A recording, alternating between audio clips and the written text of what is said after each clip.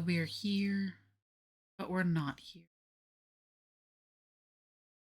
Well, I mean, we're here, but we're not here. Like, we're here, but there's ads. So we're not really here. You okay? No. I still didn't get the Pokemon I wanted. Got like a Drifloon. I don't want a Drifloon. I wanted this stupid EX thing. I'm never gonna get it.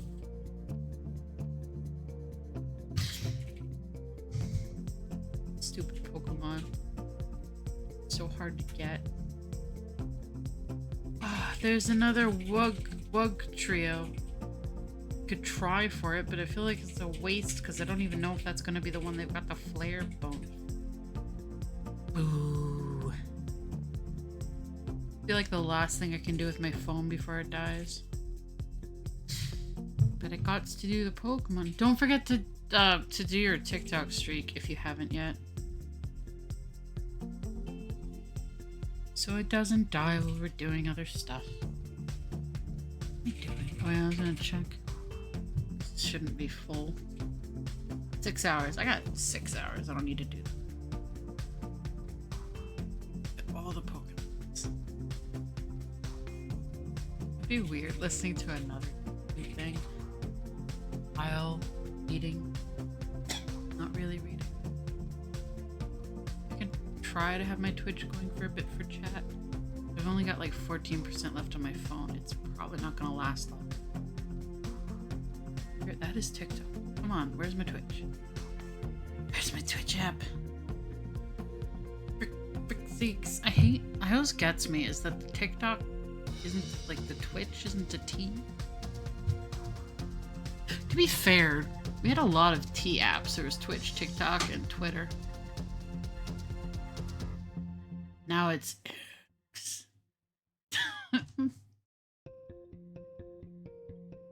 I don't want to move any of my existing charge cords around. I was more thinking about just taking my phone and giving it to you. I think I'll give my phone to you, and then if people are interacting, you can give it back. Then that'll be a good compromise. Thank you very much.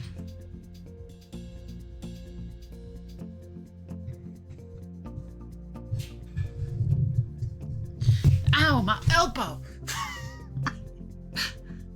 I hit my elbow on my thermos. Who's in trouble?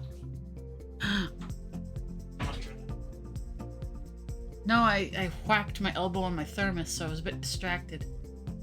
Did you knock over something? Did you get to have any hot dogs? Good?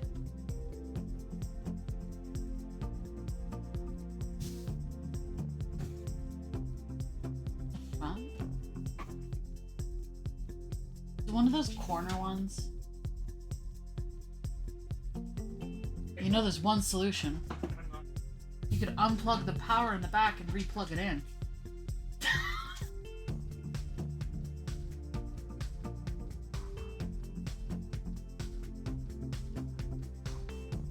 Is there Twitch on the Wii U?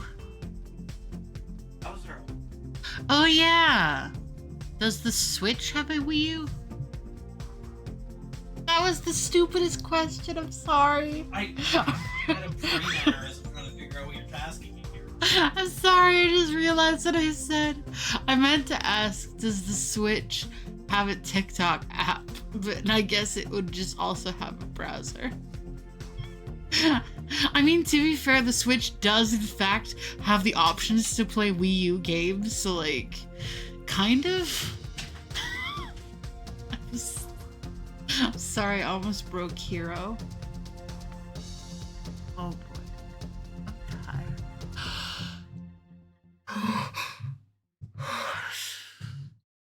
Feeling better, but still feeling tired.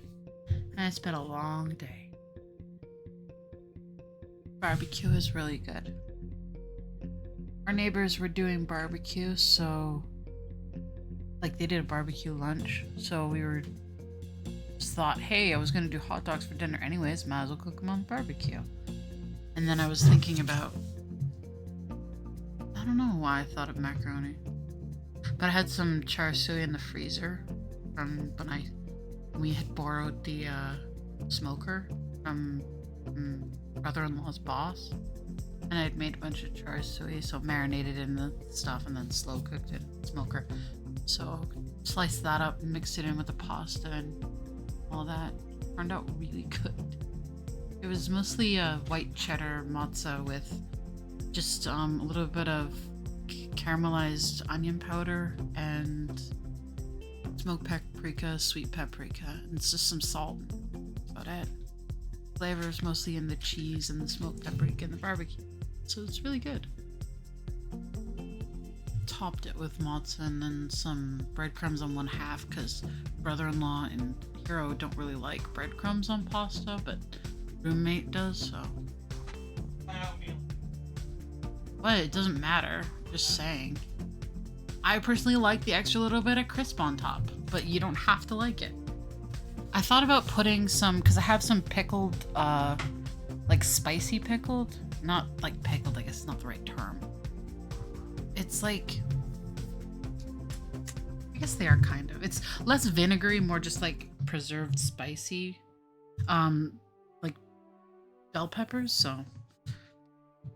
Normally you'd have the pickled jalapeno peppers, so they're a bit spicy, but I decided to use the jalapeno pepper pickle stuff and then just put bell peppers in to see how that goes. But again, not everybody in the household likes spicy things, so I just opted out and just did. Still turned out good.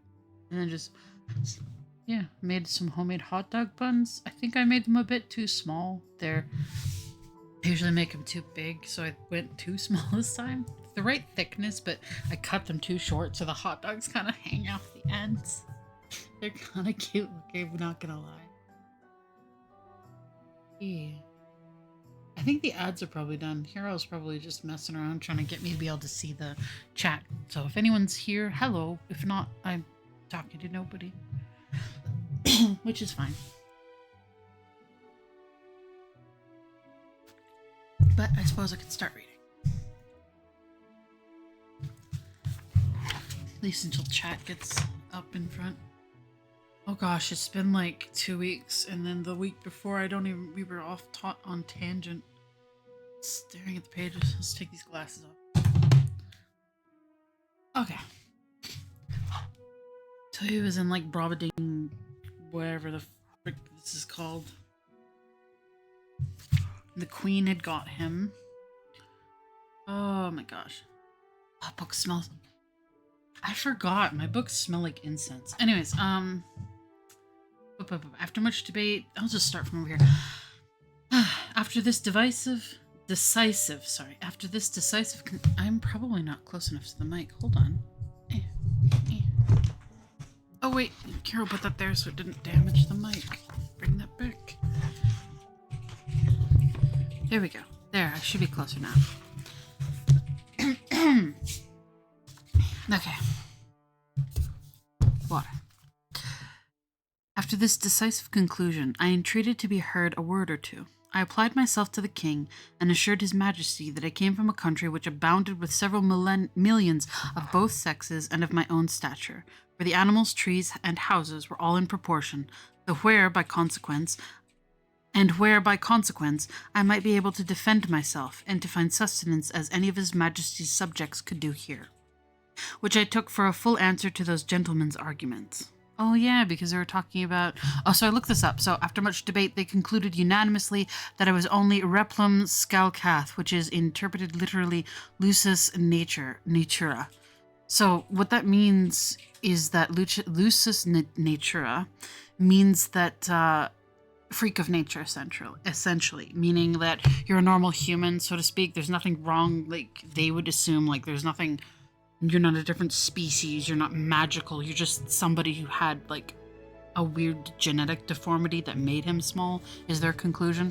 So yeah, a determination exactly agreeable to the modern philosophy of Europe, whose professors disdaining the old evasion of cult causes, whereby the followers of Aristotle endeavored in vain to disguise their ignorance, have invented this wonderful solution of all difficulties to the unspeakable advancement of human knowledge. So I think he's being a little bit, sardonic here, saying that instead of searching for the solution or answer, they invented the wonderful solution that it's just a freak of nature. which is kind of funny to me. Yeah, so device conclusion, applied myself, assured His Majesty came from country, and then my own stature, animals, and I defend myself, which I took for a full answer to those gentlemen's arguments. To this they only replied with a smile of contempt, saying that the farmer had instructed me very well in my lesson. The king, who had a much better understanding, dismissing his learned men, sent for the farmer, who, by good fortune, was not yet gone out of the town. Having therefore first examined him privately, and then confronted him with me and the young girl, His Majesty begun to think that what we told him might possibly be true. He desired the Queen to order that a particular care should be taken of me, and was of opinion that oh my gosh, her name again, Glumdalglitch, I'm just gonna say Glitch, yeah. Glumdalglitch should still continue in her office of tending me, because he observed we have a great affection for each other. A convenient apartment was provided for her at court. She had a sort of governess appointed to take care of her education, a maid to dress her, and 2 other servants for mental offices. But the care of me was wholly appointed to her. The Queen commanded her own cabinet maker to contrive a box that might serve me for a bedchamber, after the model that Glumdalglitch and I should agree upon. This man was a most ingenious artist, and according to my directions, in the 3 weeks finished for me a wooden chamber of 16 feet square and 12 feet high, with sash windows, a door, and 2 closets, like a London bedchamber. The board that made the ceiling was to be lifted up and down by 2 hinges to put in a bed. Pardon me.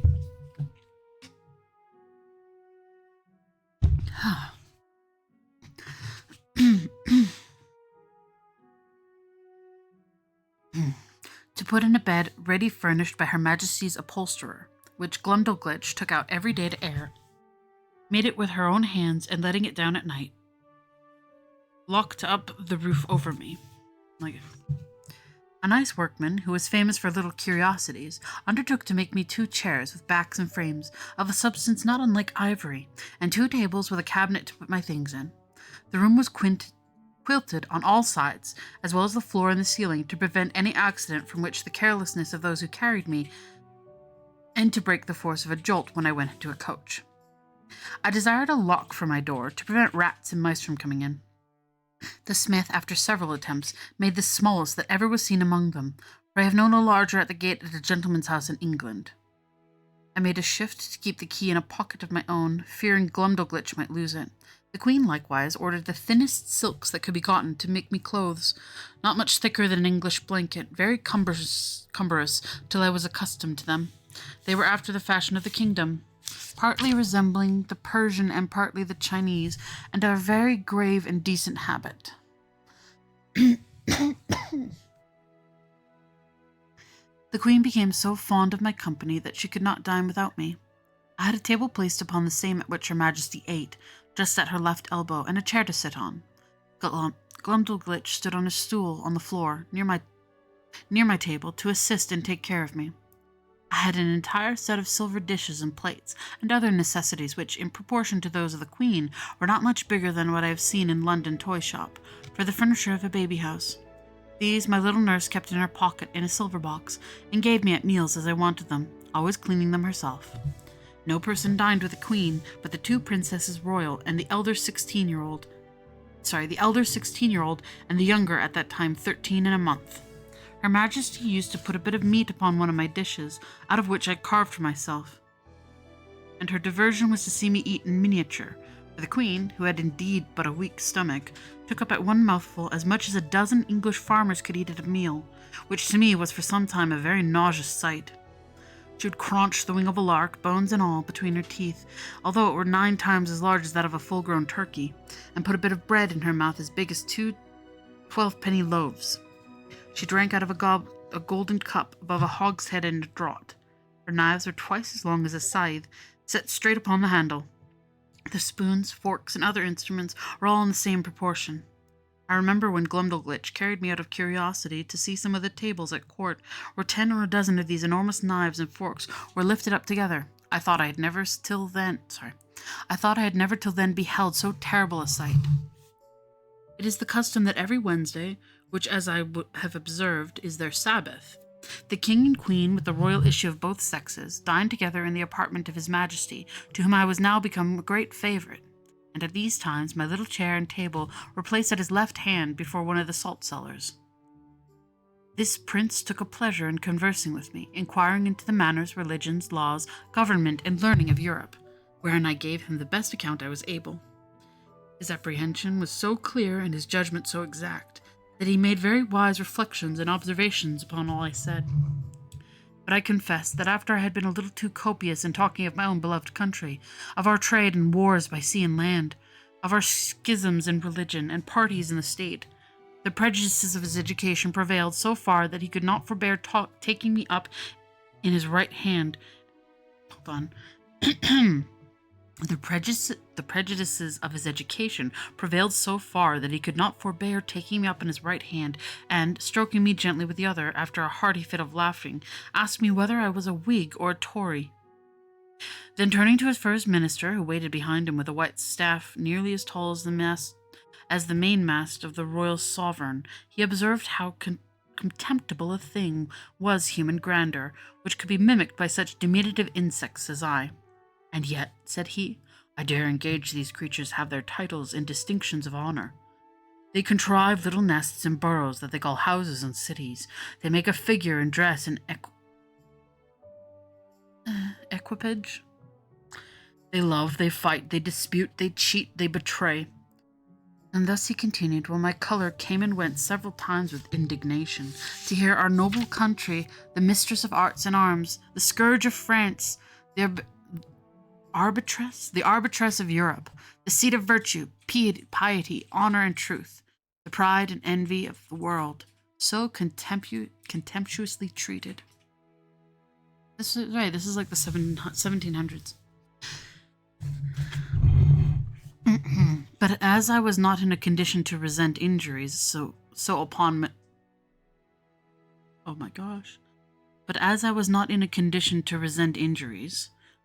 mature thoughts I began to doubt whether I was injured or no. For, after having been accustomed several months to the sight and converse of these people, and observed every object upon which I cast mine eyes to be of proportionable magnitude, the horror I had at first conceived from their bulk and aspect was so far worn off, that if I had then beheld a company of English lords and ladies in their finery and birthday clothes, acting their several parts in the most courtly manner of strutting and bowing and prating, to say the truth, I should have been strongly tempted to laugh as much at them as the king and his grandees did at me. Neither indeed could I forbear smiling at myself when the queen used to place me upon her hand towards a looking-glass, by which both our persons appeared before me in full view together, and there could be nothing more ridiculous than the comparison, so that I really began to imagine myself dwindled many degrees below my usual size. Nothing angered and mortified me so much as the queen's dwarf, who, being of the lowest stature that was ever in that country, for I verily think he was not full 30 feet high, became so insolent at seeing a creature so much beneath him that he would always affect to swagger and look big as he passed me by in the queen's antechamber, while I was standing on some table talking with the lords or ladies of the court, and he seldom failed of a smart word or two upon my littleness, against which I could only revenge myself by calling him brother, challenging him to wrestle, and such repartees as are usual in the mouths of court pages. One day at dinner, this malicious little cub was so nettled with something I had said to him, that, raising himself upon the frame of Her Majesty's chair, he took me up by the middle, as I was sitting down, not thinking any harm, and let me drop into a large silver bowl of cream, and then ran away as fast as he could. I fell over head and ears, and if I had not been a good swimmer, it might have gone very hard with me, for Glumdalglitch at that instant happened to be at the other end of the room, and the queen was in such a fright that she wanted presence of mind to assist me. But my little nurse ran to my relief and took me out, after I had swallowed above a quart of cream. I was put to bed. However, I received no other damage than the loss of a suit of clothes, which was utterly spoiled. The dwarf was soundly whipped, and a further punishment forced to drink up the bowl of cream into which he had thrown me. Neither was he ever restored to favour, for soon after the queen bestowed him on a lady of high quality, so that I saw him no more, to my very great satisfaction. For I could not tell to which extremity such a malicious urchin might have carried his resentment. He had before served me a scurvy trick, which set the queen a-laughing, although at the same time she was heartily vexed, and would have immediately Cheshired? Hey, love. You know Cheshire? The cat? Do you think you could look up Cheshire? Cash, like Cash, and then I-R-E-D. I-E-R-E-D. My goodness. Sorry. Like cash, and then I-E-R-E-D.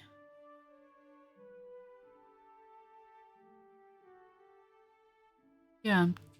It sounds like he's being chastised, but I'm just curious. Because it's a weird word.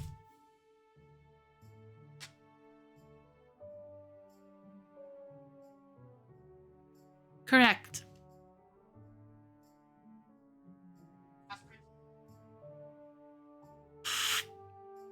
That doesn't make sense.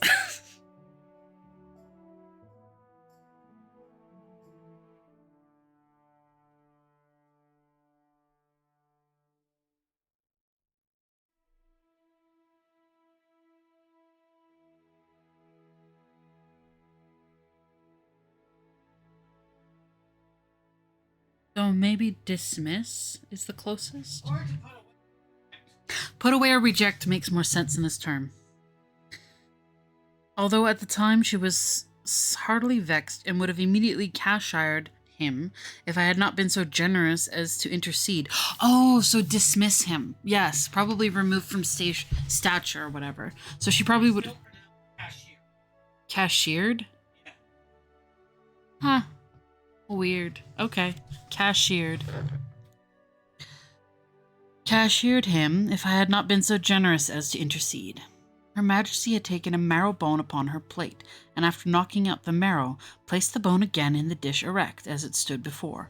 The dwarf, watching his opportunity when Glumdalglitch was gone to the sideboard, mounted the stool that she stood on to take care of me at meals, took me up in both hands, and squeezing my legs together, wedged them into the marrow bone above my waist, where I stuck for some time, and made a very ridiculous figure. I believe it was near a minute before anyone knew what has become of me, for I thought it below me to cry out. But as princes seldom get their meat hot, my legs were not scalded, only my stockings and breeches were in a sad condition. The dwarf, at my entreaty, had no other punishment than a sound whipping. I was frequently rallied by the queen upon account of my fearlessness, and she used to ask me whether the people of my country were as great cowards as myself. The occasion was this: the kingdom is much pestered with flies in summer, that these odious insects, each of them as big as a Dunstable lark, hardly gave me any rest while I sat at dinner, with their continual humming and buzzing about mine ears. They would sometimes alight upon my victuals, and they would fix upon my nose or forehead, where they stung me to the quick, smelling very offensively. I could easily trace that viscous matter which, other naturalists tell us, enables those creatures to walk with their feet upwards upon the ceiling. I had much ado to defend myself against these detestable animals, and could not forbear starting when they came upon my face. It was a common practice of the dwarf to catch a number of these insects in his hand, as schoolboys do among us, and let them out suddenly under my nose, on purpose to frighten me and divert the queen. My remedy was to cut them in pieces with my knife as they flew in the air, wherein my dexterity was much admired. I remember one morning when Glumdalglitch had set me in my box upon a window, as she usually did in their days, to give me air, for I durst not venture to let the box be hung on a nail out of the window, as we do with cages in England. After I had lifted up one of my sashes and sat down at my table to eat a piece of sweet cake for my breakfast, above 20 wasps, allured by the smell, came flying into the room, humming louder than the drones of as many bagpipes. Some of them seized my cake and carried it to piecemeal away. Others flew about my head and face, confounding me with their noise, and putting me in the utmost terror of their stings. However, I had the courage to rise and draw my hanger, and attack them in the air. I dispatched 4 of them, but the rest got away, and I presently shut my window. These insects are as large as partridges. I took out their stings, and found them as 1.5 inches long, and as sharp as needles. I carefully preserved them all, and having since shown them with other curiosities in several parts of Europe upon my return to England, I gave 3 of them to Gresham College, and kept the 4th for myself. Chapter 4. Country described a proposal for correcting modern maps, the king's palace, and some account of the metropole, the author's way of traveling, and the chief temple described. I now intend to give the reader a short description of this country as far as I traveled in it, which was not above 2,000 miles around.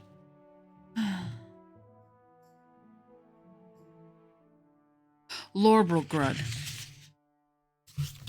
metropolis. For the queen who I always attended, never went farther when she accompanied the king in his. For the queen whom I always attended, never went farther than she accompanied the king in his progresses. And there stayed till his majesty returned from viewing his frontiers. The whole extent of this prince's dominions reached about 6,000 miles in length, and from 3 to 5 in breadth, whence I cannot but conclude that our geographers in Europe are in a great error by supposing nothing but sea between Japan and California. For it was ever my opinion that there must be a balance of earth to counterpoise that great continent of Tartary. I'm sorry, the conclusion that there needs to be a continent to counterbalance. Okay. Was ever my opinion that there must be a balance of earth to counterpoise the great continent of Tartary, and therefore, can you look up what Tartary is? Tartary, apparently an old name for a country or continent. Tartary.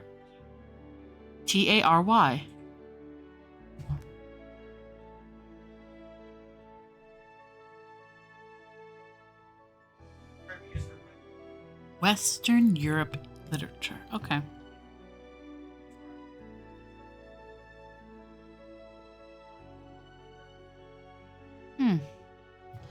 So East Europe, West China, I guess.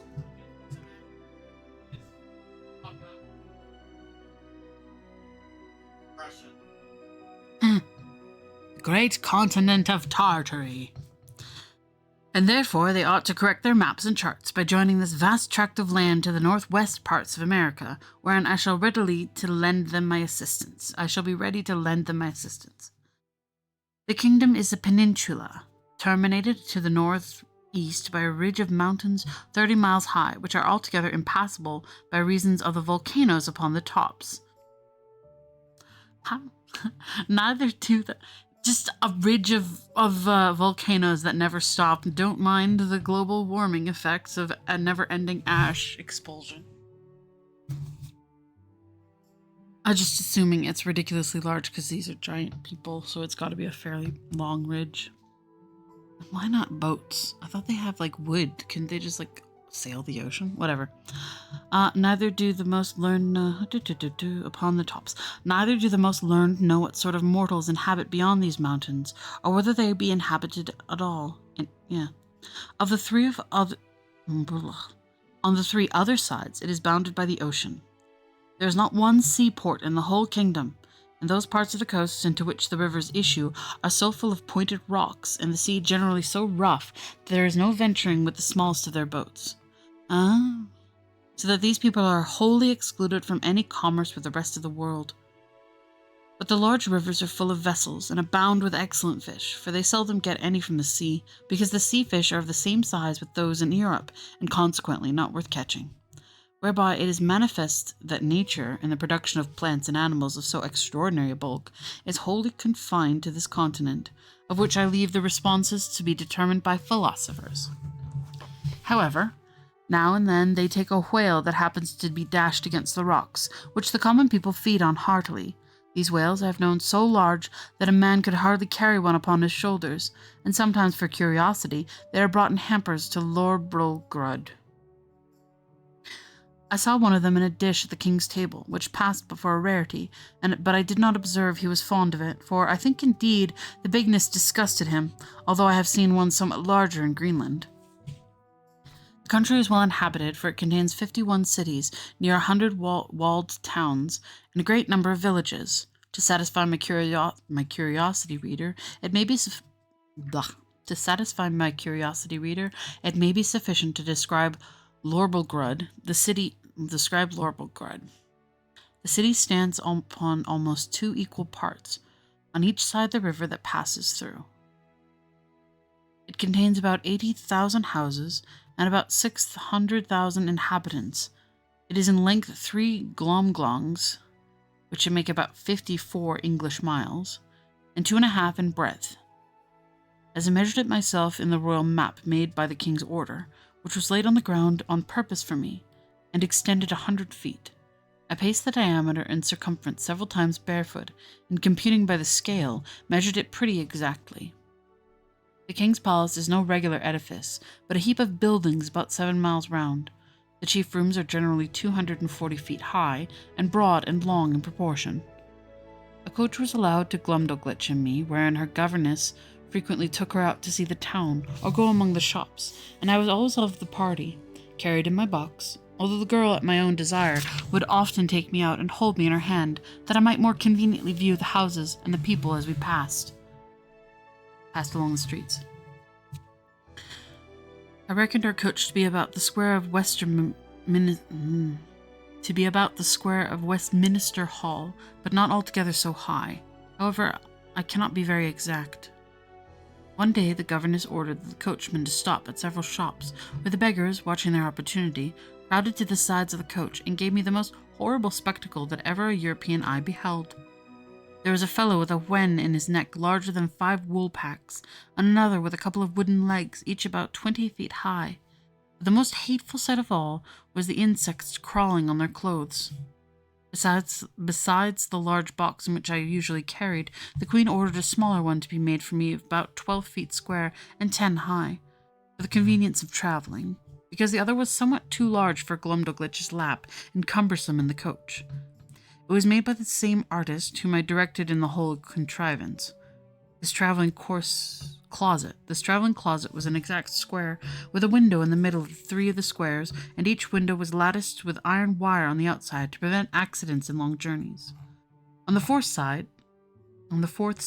which had no window, 2 strong staples were fixed, through which the person who carried me, when I was a mind to be on horseback, put a leathern belt and buckled it about their waist. This was always the office of some grave and trustworthy servant in whom I could confide, whether I attended the king and queen in their progress, or were disposed to see the gardens, or pay a visit to some great lady or minister of state in the court, when Glumdalglitch happened to be out of order. For I soon began to be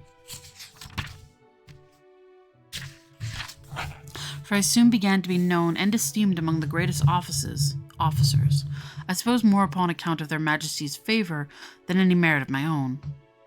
In journeys, when I was weary of the coach, a servant on horseback would buckle up my box and place it upon a cushion before him, and there I had a full prospect of the country on 3 sides from my 3 windows. I had in this closet a field bed and a hammock hung from the ceiling, 2 chairs and a table neatly screwed to the floor to prevent being tossed about by the agitation of the horse or the coach. And having been long used to sea voyages, those motions, although sometimes very violent, did not much decompose me.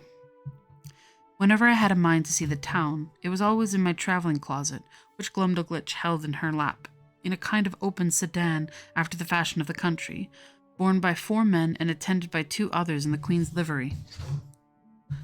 The people who had often heard of me were very curious to crowd about the sedan, and the girl was complacent enough to make the bearers stop and to take me in her hand that I might be more conveniently seen. I was very desirous to see the chief temple, and particularly the tower belonging to it, which is reckoned the highest in the kingdom. Accordingly, one day my nurse carried me thither. But I may truly say I came back disappointed, for the height is not above 3,000 feet, reckoning from the ground to the highest pinnacle top, which, allowing for the difference between the size of those people and us in Europe, is no great matter for admiration, nor at all equal in proportion, if I rightly remember, to Salisbury steeple. But not to detract from a nation to which during my life I shall acknowledge myself extremely obliged, it must be allowed that whenever this famous tower wants in height, it amply makes up for in beauty and strength. For the walls are near 100 feet thick, built of hewn stone, whereof each is about 40 feet square, and adorned on all sides with statues of gods and emperors, cut in marble larger than life, placed in their several niches. I measured a little finger which had fallen down from one of these statues, and lay unperceived upon some rubble, and found it exactly 4 feet and an inch in length, Glumdalglitch wrapped it up in her handkerchief and carried it home in her pocket to keep among other trinkets, of which the girl was very fond, as children at her age usually are. The king's kitchen is indeed a noble building, vaulted at top, and about 600 feet high. The great oven is not so wide, by 10 paces, the cupola at St. Paul's, for I measured the latter on purpose after my return. But I should describe the kitchen's grate, the prodigious pots and kettles, the joints of meat turning on the spits, with many other particulars. Perhaps I should be hardly believed, at least a severe critic would be apt to think I enlarged a little, as travelers are often suspected to do. To avoid with censure, I fear I have run too much into the other extreme, and that if this treatise should happen to be tarnished into the language of Brobdingnag, which is in the general name of that kingdom, and transmitted thither, the king and his people would have reason to complain that I had done them an injury, by a false and diminutive representation. His Majesty seldom keeps above 600 horses in his stable. They are generally from 54 to 60 feet high, but when he goes abroad on solemn days, he is attended for state. For solemn days, he is attended... Oh, sorry. There's a comma there. But when he goes abroad on solemn days, he is attended, for state, by a militia guard of 500 horse, which indeed I thought was the most splendid sight that could ever be held, till I saw part of his army in battalia, whereof I shall find another occasion to speak. Chapter 5. How is the ad progression?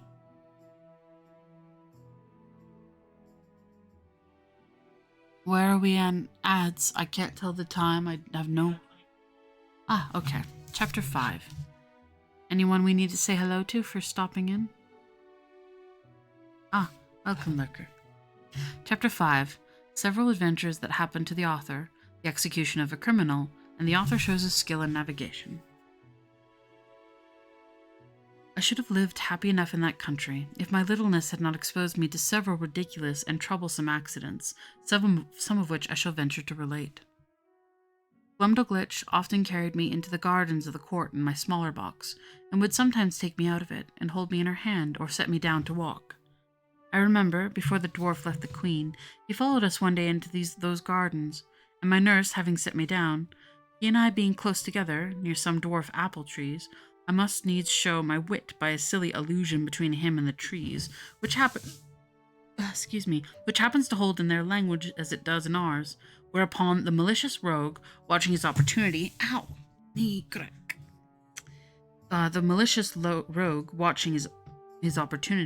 when I was walking under one of them, shook it directly over my head, by which a dozen apples, each of them near as large as a Bristol barrel, came tumbling about my ears. One of them hit me upon the back as I chanced to stoop, and knocked me down flat on my face, but I received no other hurt, and the dwarf was pardoned at my desire, because I had given the provocation. Another day, Glumdalglitch left me on a smooth grass plot to divert myself, while she walked at some distance with her governess. In the meantime, there suddenly fell such a violent shower of hail that I was immediately, by the force of it, struck to the ground, and when I was down, the hailstones gave me such a cruel bangs all over my body as if I had been pelted with tennis balls. However, I made a shift to creep on all fours and shelter myself. I'm just perceiving, reading where they say a shift, and my brain immediately went to the clothing, but I'm assuming he made a change of action, so he made a shift to creep on all fours and shelter myself by lying flat on my face on the lee side of a border of lemon thyme, but so bruised from head to foot that I could not go abroad for 10 days.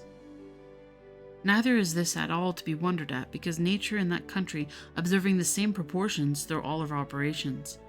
A hailstone is near 1,800 times as large as one in Europe, which I can assert upon experience, having been so curious as to weigh and measure them.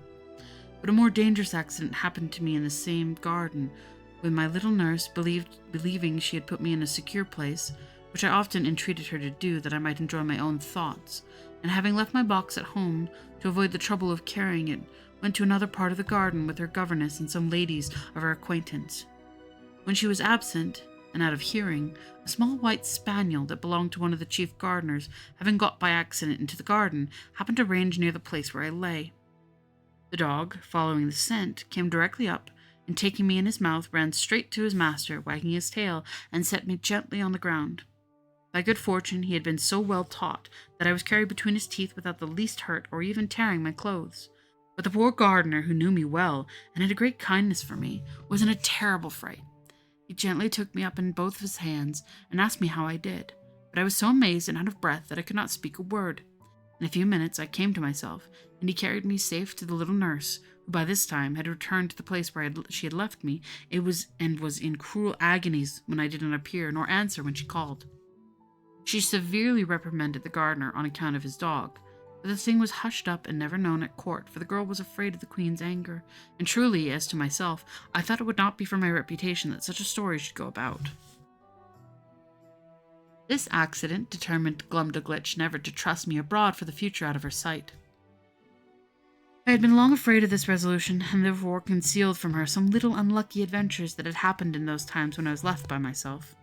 Once a kite, hovering over the garden, made a stoop at me. If I had not resolutely drawn my hanger and run under a thick of an espalier, he would have certainly carried me away in his talons. Another time, walking to the top of a fresh molehill, I fell to my neck into the hole, through which that animal had cast up the earth, and coined a reason, not worth remembering, to excuse myself for spoiling my clothes. I likewise broke my right shin against a shell of a snail, which I happened to stumble over as I was walking alone and thinking on poor England.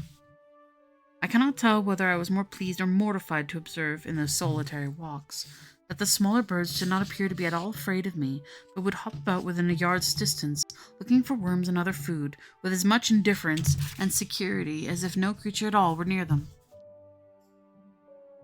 I remember a thrush, and the confidence to snatch out of my hand, with his bill, a piece of cake that Glumdalclitch had just given me for my breakfast.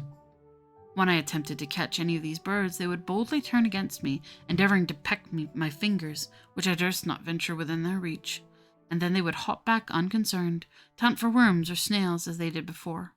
But one day I took a thick cudgel and drew it with all my strength so luckily at a linnet that I knocked him down, and seizing him by the neck with both hands, ran with him in triumph to my nurse. However, the bird, who had been only stunned, recovering himself, gave me so many boxes with his wings on both sides of my head and body, though I held him at arm's length, and was out of the reach of his claws, that I was 20 times thinking to let him go. But I was soon relieved by one of our servants, who wrung off the bird's neck, and had him next day for dinner, by the Queen's command. This linnet, as near as I can remember, seemed to be somewhat larger than an English swan. The maids of honor often invited Glumdalclitch to their apartments, and desired she would bring me along with her, on purpose to have the pleasure of seeing and touching me. They would often pet me and take me to their... This is getting weird. Hold on. I need a drink. I can read this unbiased. They would often pet me and take me to their bosoms, which I was much disgusted, because, to say the truth, a very offensive smell came from their skins, which I do not mention to intend to the disadvantage of those excellent ladies, from whom I have all manner of respect, but I conceived that my sense was more acute in proportion to my littleness, and that those illustrious persons were no more disagreeable to their lovers or to each other than people of the same quality are with us in England. And after all, I found the natural odor of their skin was much more supportable than when they used perfumes, under which I immediately swooned away. I cannot forget that an intimate friend of mine in Lilliput took the freedom in a warm day, when I had used a great deal of exercise, to complain of a strong smell about me, although I am as little faulty that way as most of us of my sex. But I suppose his faculty of smelling was as nice with regard to me as mine was that of these people. Upon this point I cannot forbear doing justice to the Queen, my mistress, and Glumdalclitch, my nurse, whose persons were as sweet as those of any lady in England. One day a young gentleman, who was nephew to my nurse's governess, came and pressed them both to see an execution. I was of a man who had... I could do this. It was of a man who had murdered one of that gentleman's intimate acquaintances. Glumdalclitch was prevailed on to be of the company, very much against her inclination, for she was naturally tender-hearted. And as for myself, although I abhorred such kinds of spectacles, yet my curiosity tempted me to see something that I thought must be extraordinary. The malefactor was fixed in a chair upon a scaffold erected for the purpose, and his head cut off at one blow with a sword of about 40 feet long. The veins, love censoring. Any question, love? How shall I describe things that are gory? What rating do you have this? I don't know what that. How that. I'm sure we don't have. One F-bomb, basically. Mother. Anyways, What? one per book, one per reading. Session. Oh. Frick yeah. That was Frick, not the other one. Anyways. Sorry. You might want to tune out then. Sword about 40 feet long. The veins and arteries sprouted up such a prodigious quantity of blood, and so high into the air, that the great jet d'eau at Versailles was not equal for the time it lasted, and the head, when it fell upon the scaffold floor, gave such a bounce as made me start, although I was at least half an English mile distance. The Queen, who often used to hear me talk of my sea voyages, and took all occasions to divert me when I was melancholy, asked me whether I understood how to hand a sail or an oar, and whether a little exercise of rowing might not be convenient for my health. I answered that I understood both very well, for although my proper employment had been to surgeon or doctor to the ship, yet often, upon a pinch, I was forced to work like a common mariner. But I could not see how this could be done in their country, where the smallest wherry was equal to the first-rate man of war among us, and such a boat as I could manage would never live in any of their rivers. Her Majesty said if I would contrive a boat, her other joiner should make it, and she would provide a place for me to sail in. The fellow was an ingenious workman, and by my instruction in 10 days finished a pleasure boat, with all its tacking, able conveniently to hold 8 Europeans. When it was finished, the Queen was so delighted that she ran with it in her lap to the King, who ordered it to be put in a cistern full of water, with me in it, by way of a trial, where I could manage my 2 sculls, or little oars, for want of room. But the Queen had before contrived another project. She'd ordered the joiner to make a wooden trough of 300 feet long, 50 broad, and 8 deep, which, being well pitched to prevent leaking, was placed on the floor along the wall in an outer room of the palace. It had a tap near the bottom to let out the water when it began to grow stale, and 2 servants could easily fill it in half an hour. Here I often used to row for my own diversions, as well as that of the Queen and her ladies, who thought themselves well entertained by my skill and agility. Sometimes I would put up my sail, and then my business was only to steer while the ladies gave me a gale with their fans, and when they were weary, some of their pages would blow my sail forward with their breaths, while I showed my art by steering starboard or larboard as I pleased.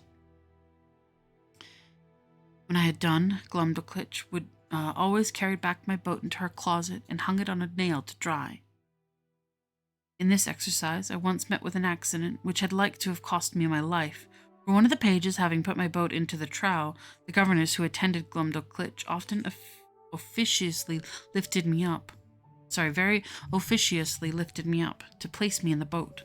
But I happened to slip through her fingers, and should infallibly have fallen down 40 feet upon the floor if, by the luckiest chance in the world, I had not stopped by a corking pin that struck in the good gentlewoman's stomacher. The head of the pin passed between my shirt and the waistband of my breeches, and thus I was held by the middle in the air till Glumdalclitch ran to my relief. Another time, one of the servants, whose office it was to fill my trough every 3rd day with fresh water, was so careless as to let a huge frog, not perceiving it, slip out of his pail. The frog lay concealed till I was put into my boat, but then, seeing a resting place, climbed up and made it so it leaned so much to one side that I was forced to balance it with all my weight on the other to prevent overturning. When the frog was got in, it hopped at once half the length of the boat, and then over my head, backwards and forwards, daubing my face and clothes with his odious slime. The largeness of its features made it appear the most deformed animal that can be conceived. However, I desired Glumdalclitch to let me deal with it alone. I banged it a good with one of my skulls, and at last forced it to leap out of the boat. But the greatest danger I ever underwent in that kingdom was from a monkey, who belonged to one of the clerks of the kitchen. Glumdalclitch had locked me up in her closet when she went somewhere upon business or a visit. The weather being very warm, the closet window was left open, as well as the windows and the door to my bigger box, in which I usually lived, because of its largeness and conveniency. As I sat quietly meditating at my table, I heard something bounce in at the closet window and skip about from one side to the other, whereat, although I was much alarmed, yet I ventured to look out, but not stirring from my seat. And then I saw this frolicsome animal frisking and leaping up and down, till at last he came to my box, which he seemed to view with great pleasure and curiosity, peeping in at the door and every window. I retreated to the farther corner of my room or box, but the monkey, looking in at every side, put me into such a fright that I wanted presence of mind to conceal myself under the bed, as I might easily have done. After some time spent in peeping, grinning, and chattering, he at last espied me, and reaching one of his paws in at the door, as a cat does when she plays with a mouse, although I often shifted place to avoid him, he at length seized the lappet of my coat, which, being made of that country's silk, was very thick and strong, and dragged me out. He took me up in his right forefoot, and held me as a nurse does a child she is going to suckle, just as I have seen the same sort of creature do with a kitten in Europe. And when I offered to struggle, he squeezed me so hard that I thought it would be more prudent to submit. I have good reason to believe that he took me for a young one of his own species, by his often stroking of my face, for very gently with his other paw. In these diversions he was interrupted by noise at the closet door, as if somebody were opening it, whereupon he suddenly leapt up to the window at which he had come in, and thence upon the leads and gutters, walking upon 3 legs and holding me in his fourth, till he clambered up to the roof next ours. I heard Glumdalclitch give a shriek at the moment he was carrying me out. The poor girl was almost distracted. That quarter of the palace was all in an uproar. The servants ran for ladders. The monkey was seen by hundreds in the court, sitting upon the ridge of a building, holding me like a baby in one of his forepaws, and feeding me with the other by cramming into my mouth some victuals he had squeezed out of a bag on one side of his chaps, and patting me when I would not eat, whereat many of the rabble below would not forbear laughing. Neither do I think that justly ought to be blamed, for without question the sight was ridiculous enough to everybody but myself. Some of the people threw up stones, hoping to drive the monkey down, but this was strictly forbidden, or else very probably my brains had been dashed out. The ladders were now plied and mounted by several men, which the monkey observing, and finding himself almost encompassed, not being able to make speed enough with his 3 legs, let me drop on a ridge tile and made his escape.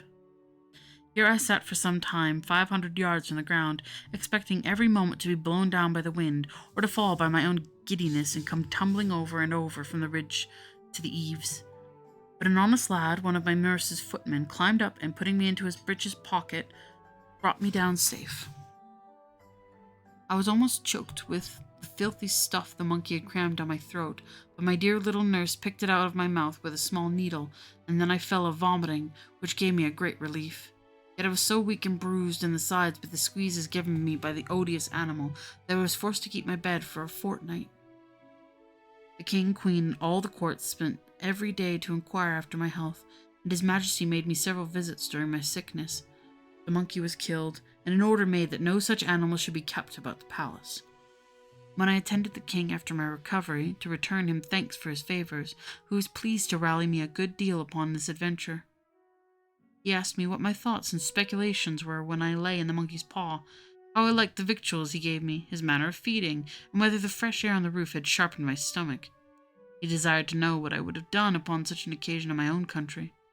I told his majesty that in Europe we had no monkeys, except such as were brought as curiosities from our other places, and were so small that I could deal with a dozen of them together if they presumed to attack me. And as for that monstrous animal with whom I was so lately engaged, it was, indeed, as large as an elephant. If my fears had suffered me to think so far as to make use of my hanger, looking fiercely and clapping my hand upon the hilt as I spoke. When he poked his paw into my chamber, perhaps I should have given him such a wound as would have made him glad to withdraw it with most haste than he put it in. This I delivered in a firm tone, like a person who was jealous lest his courage should be called in question. However, my speech produced nothing else besides a loud laughter, which all the respect due his majesty from those about him could not make them contain. This made me reflect how vain an attempt it is for a man to endeavor to do himself honor among those who are of all degree of equality or comparison with him. Out of all degree of equality or comparison with him. And yet I have seen the moral of my own behavior very frequent in England since my return, where a little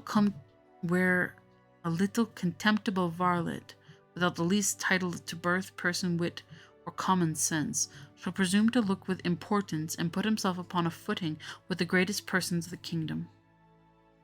I was every day furnishing the court with some ridiculous story, and Glumdalclitch, although she loved me to excess, yet was arch enough to inform the queen whenever I committed any folly that she thought would be diverting to her majesty.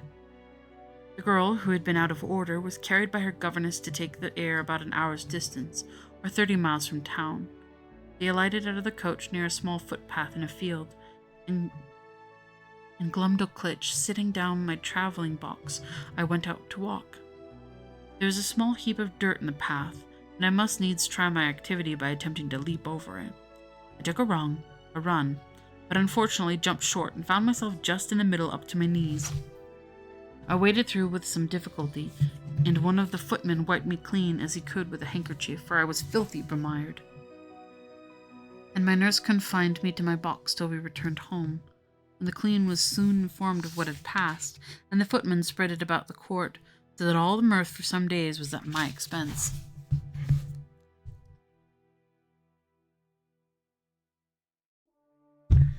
How is time progress? Okay.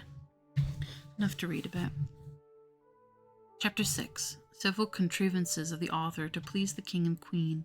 He shows his skill in music. The king inquires into the state of England, which the author relates to him. The king's observations thereon. I used to attend the king's levee once or twice a week, and had often seen him under the barber's hand, which indeed was at first very terrible to behold, for the razor was almost twice as long as an ordinary scythe. His Majesty, according to the custom of the country, was only shaved twice a week. I once prevailed on the barber to give me some of the suds or lather, out of which I picked 40 or 50 of the strongest stumps of hair. I then took a piece of fine wool and cut it like the back of a comb. Fine wood. And cut it like the back of a comb, making several holes in it at equal distance with as small a needle as I could get from Glumdalclitch. I fixed in the stumps so artificially, scraping and sloping them with my knife towards the points, that I made a very tolerable comb, which was a seasonable supply, by my own being so much broken in the teeth that it was almost useless. Neither did I know any artist in that country so nice and exact as would undertake to make me another. And this puts me in mind of an amusement wherein I spent many of my leisure hours. I desired the queen's women to save for me the combings of her majesty's hair, whereof in time I got a good quantity, and consulting with my friend the cabinet maker, who had received general orders to do little jobs for me, I directed him to make 2 chair frames no larger than those I had in my box, and then to bore little holes with a fine awl round those parts where I designed the backs and seats. Through these holes I wove the strongest hairs I could pick out, just after the manner of the cane chairs in England. When they were finished, I made a present of them to her majesty, who kept them in her cabinet, and used to show them for curiosities, as indeed they were of the wonder of every one that beheld them. The queen would have had me sit on one of these chairs, but I absolutely refused to obey her, protesting I would rather die 1,000 deaths than sit upon those precious hairs that once adorned her majesty's head. Of these hairs, as I had always had a mechanical genius, I likewise made a neat little purse about 5 feet long, with her majesty's name deciphered in gold letters, which I gave to Glumdalclitch by the queen's consent. To say the truth, it was more for show than for use, being not of strength to bear the weight of the larger coins, and therefore she kept nothing in it but some little toys that girls are fond of. The king, who delighted in music, had frequent concerts at court, to which I was sometimes carried, and set in my box on a table to hear them.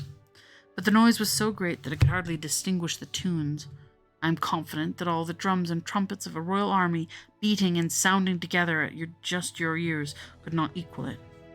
My practice was to have my box removed from the place where the performers sat, as far as I could, then to shut the doors and windows of it, and draw the window curtains, after which I found their music not disagreeable. I had learned in my youth to play a little upon the spinet. Glumdalclitch kept one in her chamber, and a master attended twice a week to teach her. I call it a spinet because it somewhat resembled that instrument, and was played upon in the same manner. Fancy came into my head that I would entertain the king and queen with an English tune upon this instrument. But this appeared extremely difficult, for the spinet was nearly 60 feet long, each key being almost a foot wide, so that with my arms extended I could not reach to above 5 keys, and to press them down required a good smart stroke with my fist, which would be too great a labour and to no purpose. The method that I contrived was this. I prepared 2 round sticks, about the bigness of common cudgels. They were thicker at one end than the other, and I covered the thickest end with a piece of mouse's skin, that by rapping on them I might neither damage the tops of the keys nor interrupt the sound. Before the spinet a bench was placed, about 4 feet below the keys, and I was put upon the bench. I ran sidelong upon it, that way and this, as fast as I could, banging the proper keys with my 2 sticks, and made a shift to play a jig to the great satisfaction of both their majesties. But it was the most violent exercise that I had ever underwent, and yet I could not strike above 16 keys, nor consequently play the bass and treble together, as other artists do, which was a great disadvantage to my performance. What is the time at now? I shall pause then. 22 seconds is not enough. Could I get your assistants to come outside and cover the barbecue? Oh, okay. Stick around. We'll be right back. But not really. I'm just gonna stay here. Do you need help to like put the metal down? Lift. Okay. I love you. Thank you. Stick around. Oh, my brain is mush. Almost halfway through the book. I think there's 2 other locations. There's like the horse people and then like the wizard winged people, I think they are. Just 2 more locations. I don't really remember them much. Which I suppose is a good thing I'm reading it again. Feels like there's a lot less criticism of Europe and politics and stuff, and in general the stuff in this book. I guess maybe the first book was written as a passion project to just like insult people, and then the second book was maybe a follow through because the first one was so popular. I wonder if they were released as books or if they were released as like little novellas, like in newspaper printings or something. There's some small mention of like a publisher, but that was like Gulliver's perspective of the publisher. Not Swift's.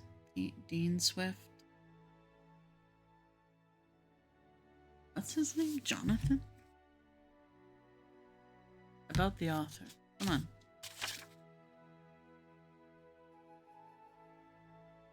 Jonathan Swift. Weird. So, is Dean short for Jonathan, or is Dean his middle name? Whatever. Oh, it's back. Yay! It is cold outside. Thank you for covering the barbecue and doing all that. So long. So many ads. Yeah, no, you did good job.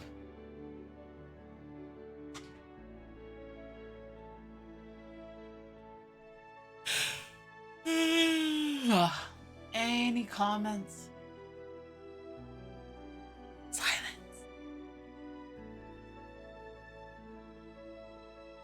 Sound. Silence. That's okay. I don't know how this song goes. Way too long. Huh?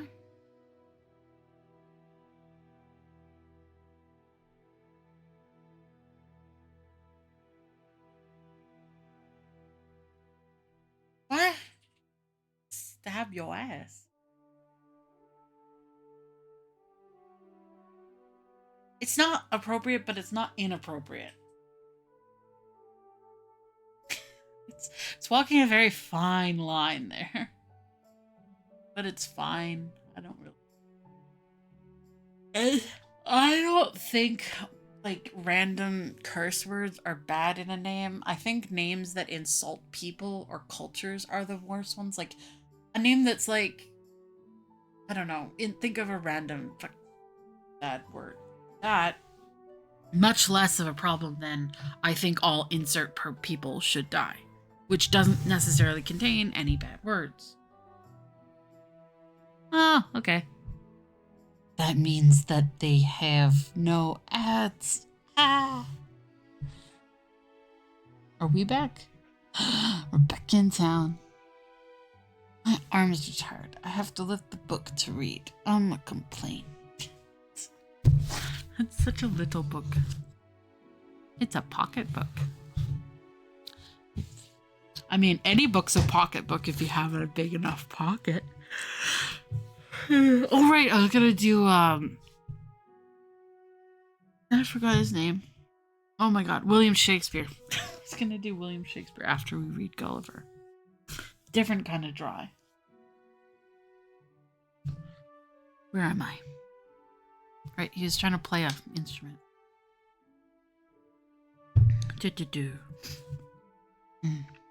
The king, who I had before observed was a prince of excellent understanding, would frequently order that I should be brought in my box and set upon the table in his closet. He would then command me to bring one of my chairs out of the box and sit down within 3 yards distance upon the top of the cabinet, which brought me almost to a level with his face. In this manner, I had several conversations with him. I, one day, took the freedom to tell His Majesty that the contempt he discovered towards Europe and the rest of the world did not seem answerable to those excellent qualities of itself with the bulk of the... What? Oh my gosh, I just totally skipped a line. Seem answerable to those excellent qualities of mind that he was a master of. That reason did not extend itself with the bulk of the body. On the contrary, we observed in our country that the tallest persons were usually the least provided with it. That among other animals, bees and ants had the reputation of more industry, art, and sagacity than many of the larger kinds, and that as inconsiderable as he took me to be, I hoped I might live to do His Majesty some signal service. The king heard me with attention, and began to conceive a much better opinion of me than he had ever before. He desired I would give him an exact account of the government of England as I possibly could, because as fond as princes commonly are of their own customs, for he so conjectured of other monarchs by my former discourses, he should be glad to hear of anything that might deserve imitation. Asterix. This might be... don't know what's gonna be. Okay. The political significance of the voyage to Brobdingnag is almost wholly confined to this chapter. It is possible that the elaborate mechanism of this fable was constructed for the sake of these conversations with the king. Gulliver loads England and her institutions with praise to which they would have no shadow of title. The questions of the king bring out the shameful truths in vivid and striking contrast. When the author closes this chapter with the king's opinion that the English people were a pernicious race of odious little vermin, he probably felt that he had not labored in vain. While he was preparing this work for the press, he wrote to Pope, "The chief end I propose in all my labors is to vex the world rather than divert it." Okay, so this is the reason why he wrote the Brobdingnag Adventures. Ready for some political discourse? Okay. Imagine with thyself, courteous reader, how often I then wished for the tongue of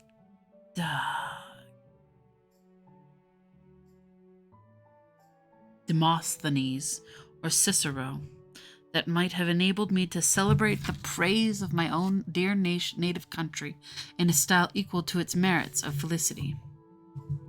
I began my discourse by informing His Majesty that our dominions consisted of 2 islands, which composed 3 mighty kingdoms under one sovereign, besides our plantations in America. I dwelt long upon the fertility of our soil and the temperature of our climate. I then spoke at large upon the constitution of an English Parliament, partly made up of an illustrious body called the House of Peers, persons of the noblest blood and of the most ancient and ample patrimonies. Excuse me. I described that extraordinary care always taken of their education in arts and arms to qualify them for being counselors both to the king and kingdom, to have a share in the legislature, to be members of the highest court of judicature, whence there can be no appeal, and to be champions always ready for the defense of the prince and country by their valor, conduct, and fidelity. That these were the ornament and bulwark of the kingdom, worthy followers of their most renowned ancestors, whose honor had been the reward of their virtue, from which their posterity were never once known to degenerate. To these were joined several holy persons as part of that assembly under the title of bishops, whose peculiar business it is to take care of religion and of those who instruct the people therein. These were searched and sought out through the whole nation by the prince and the wisest counselors. Upon such the priesthood as were most deservedly distinguished by the sanctity of their lives and the depth of their erudition, who were indeed the spiritual fathers of the clergy and the people.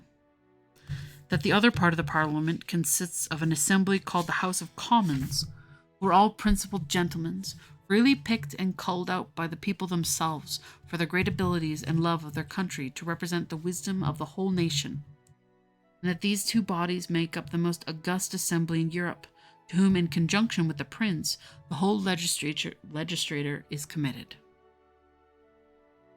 I then descended to the courts of justice, over which the judges, those venerable sages and interpreters of the law, presided for determining the disputed rights and properties of men, as well as for the punishment and vice and protection of innocents.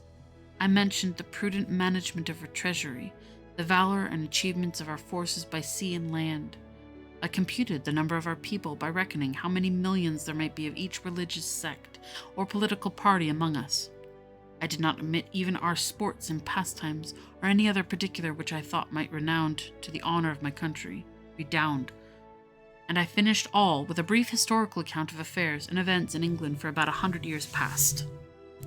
This conversation was not ended under 5 audiences, each of several hours, and the king heard the whole with great attention, frequently taking notes at which I spoke, as well as memorandums of what questions he intended to ask me. When I had put an end to these long discourses, His Majesty, in a 6th audience, consulting his notes, proposed many doubts, queries, and objections upon every article. He asked what methods were used to cultivate the minds and bodies of our young nobility, and in which kind of business they commonly spent the first and most teachable part of their lives, which course was taken to supply that assembly when any noble family became extinct, what qualifications were necessary in those who are to be created new lords, whether the humor of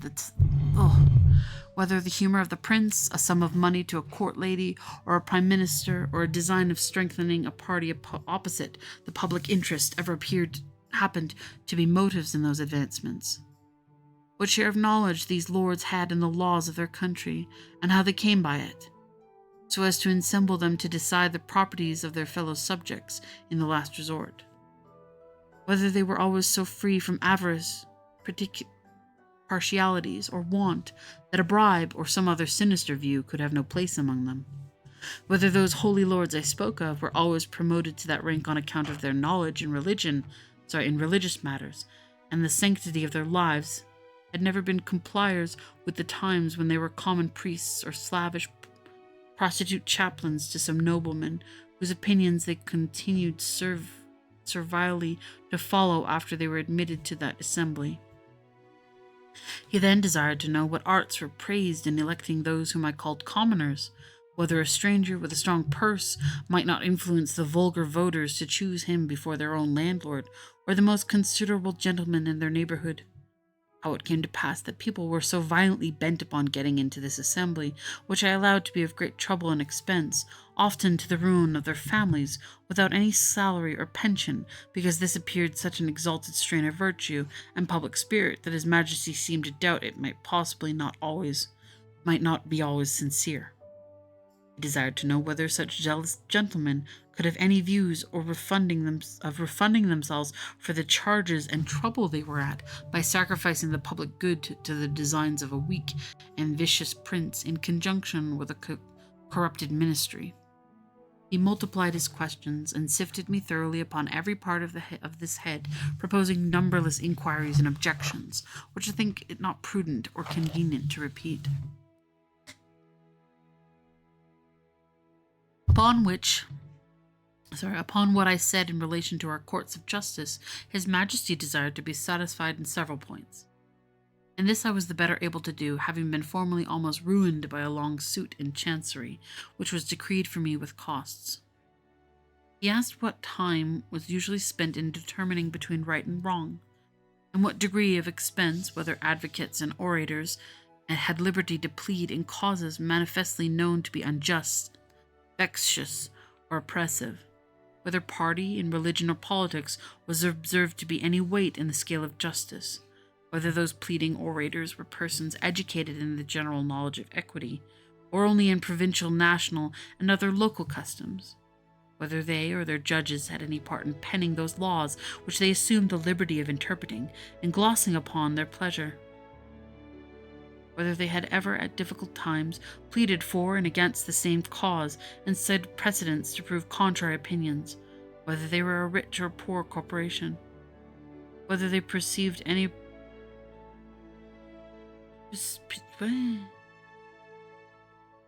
oh God, I feel like I should know this word.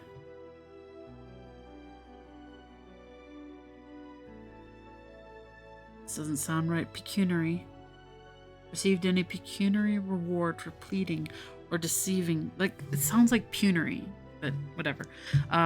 Reward for pleading or delivering their opinions. And particularly, whether they were ever admitted as members in the lower Senate. He fell next upon the management of our treasury, and said he thought my memory had failed me because I computed our taxes at about 5 or 6 million a year, and when I came to mention the issue, he found that sometimes amounted to more than double. For the notes he had taken were very particular in this point, because he hoped, as he had told me, that the knowledge on our conduct might be useful to him, and he could not be deceived in his calculations. But, if what I told him were true, he was still at a loss for how a kingdom could run out of its estate like a private person. He asked me who was our creditors, and whether we found money to pay them.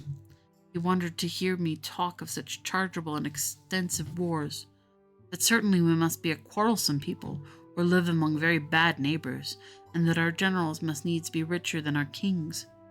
He asked what business we had out of our own islands, unless upon the score of trade or treaty, or to defend the coasts with our fleet. Above all, he was amazed to hear me talk of a mercenary standing army in the midst of peace and among a free people. He said, if we were governed by our own consent, in the persons of our own representatives, he could not imagine of whom we were afraid, or against whom we were able to fight, and would hear my opinion whether a private man's house might not be better defended by himself, his children and family, than by 6 rascals picked up at a venture in the streets for small wages. He might get 100 times more by cutting their throats. Venture in the streets for small wages, who might get 100 times more by cutting their throats. He laughed at my odd kind of arithmetic, as he was pleased to call it, and reckoning the numbers of our people by a computation drawn from the several sects among us in religion and politics. He said he knew no reason why those who entertained opinions prejudicial to the public should be obliged to change, or should not be obliged to conceal them, as it was tyranny in any government to require the first, so it was weakness not to enforce the second. For a man may be allowed to keep poisons in his closet, but not to vend them for cordials. He observed that among the diversions of our nobility and gentry I had mentioned gaming.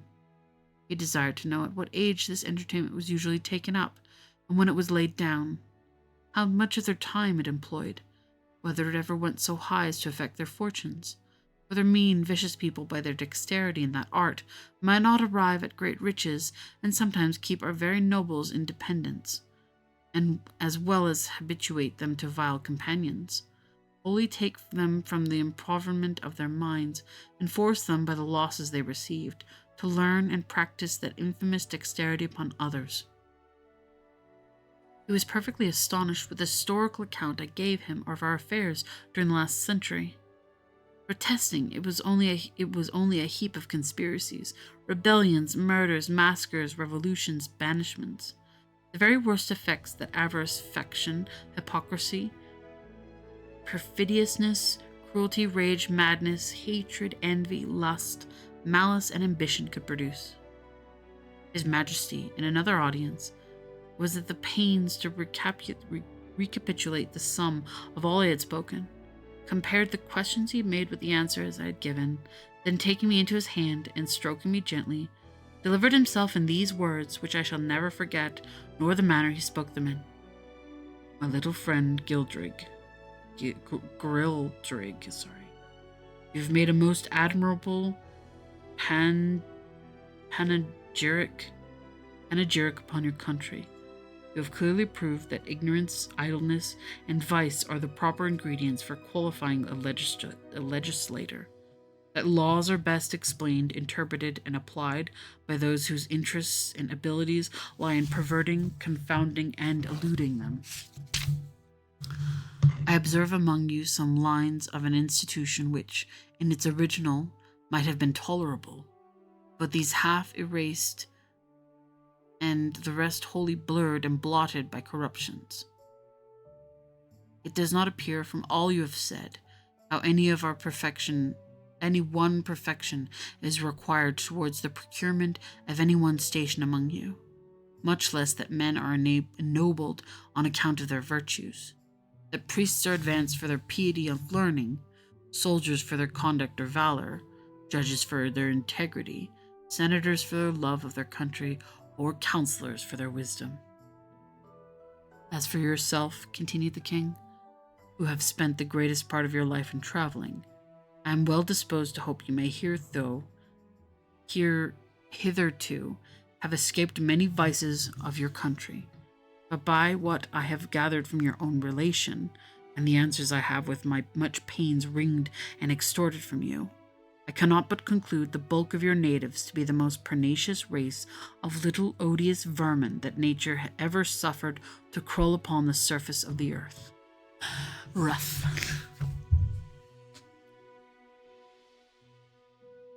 Translation. People suck. Love you. Chapter 7. Ooh. The author's love of his country makes a proposal of much advantage to the king, which is rejected. The king's great ignorance in politics, the learning of that country very imperfect and confined, the laws, military affairs, and parties in the state. So I suppose this is going to be another chapter presented as an alternative to the form of government currently in place in Jonathan Swift's time period. We got to see a small glimpse of Lilliput and all that, so I guess we're going to get to see a different version, or maybe he'll push the same narrative of Lilliput's theme. I'm just curious. Big yawn. Okay. Nothing but an extreme love of truth could have hindered me from concealing this part of my story. It was in vain to discover my resentments, which were always turned into ridicule, and I was forced to rest with patience while my noble and beloved country was so injuriously treated. I love how Jonathan Swift's the one like ragging on about Europe and their corruption. And yet he's having his own character be like, I struggled so hard having my own country dissed. It hurt me so bad. And he's just like, the character is like so over the top in it. It definitely comes off as just a joke. My beloved country was so injuriously treated. I am as heartily sorry as any of my readers can possibly be that such an occasion was given.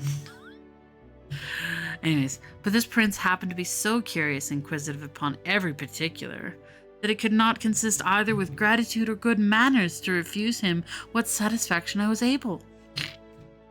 Yet this much I must be allowed to say in my own vindication, that I artfully eluded many of his questions, and gave to every point a more favorable turn, by many degrees, than the strictest of truth would allow. For I have always borne that laudable particular partiality to my own country which Diogenes, oh my gosh, that's a long name.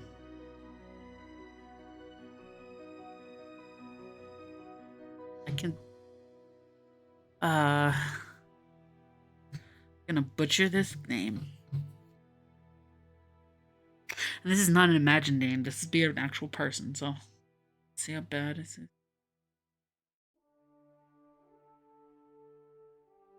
Halicarnassensis. Halicarnassensis. So Dion.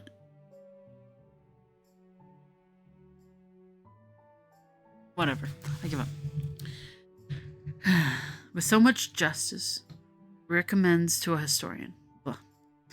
I would hide the frailties and deformities of my political mother and place her virtues and beauties in the most advantageous light.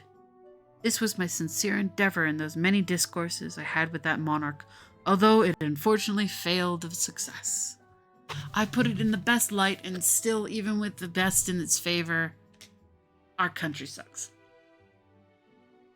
How unfortunate.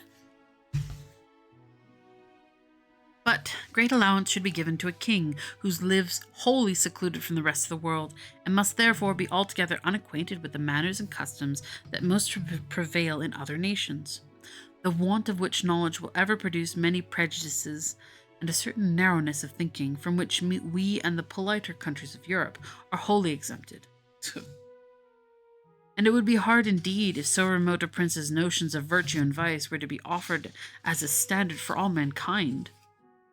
To confirm what I have now said, and further to show the miserable effects of a confined education, I shall here insert a passage which will hardly obtain belief. In hopes to ingratiate myself further into His Majesty's favour, I told him of an invention discovered between 300 and 400 years ago to make a certain powder into a heap of which the smallest spark of fire falling would kindle the whole in a moment, although it were as big as a mountain. It made it all fly up in the air together, with a noise and agitation greater than thunder. That a proper quantity of this powder rammed into a hollow tube of brass and iron, according to its bigness, would drive a ball of iron and lead with such violence and speed as nothing was able to sustain its force.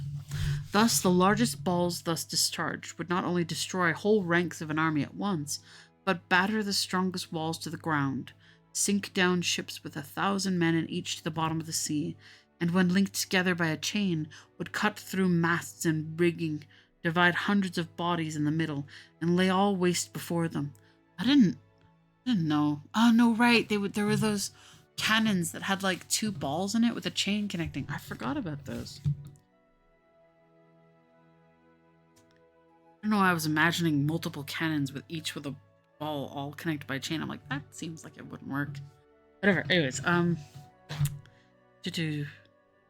muskets, whatever. Lay all waste before them. that we often put this powder into large hollow balls of iron and discharged them by an engine into some city where we were besieging, which would rip up the pavements, tear the houses to pieces, burst and throw splinters on every side, dashing out the brains of all who came near. That I knew the ingredients very well, which were cheap and common, and I understood the manner of compounding them, and could direct his workmen how to make those tubes of a size proportionable to anything in his Majesty's kingdom, and the largest need not be above 100 feet long, 20 or 30 of which tubes, charged with the proper quantity of powder and balls, would batter down the walls of the strongest town in his dominions in a few hours, or destroy the whole metropolis if ever it should pretend to dispute his absolute commands. This I humbly offered to his Majesty as a small tribute of acknowledgment in return for so many marks that I had received of his royal favor and protection. The king was struck with horror at the description I had given him of those terrible engines and the proposal I had made. He was amazed how so impotent and groveling an insect as I, these were his expressions, could entertain such an inhuman ideas, and in so familiar a manner as to appear wholly unmoved at all the scenes of blood and desolation which I had painted as the common effects of those destructive machines, whereof he said some evil genius, enemy to mankind, must have been the first contriver. Imagine how Jonathan Mr. Smith would have reflected upon hearing about the atom bomb. He thought gunpowder was bad.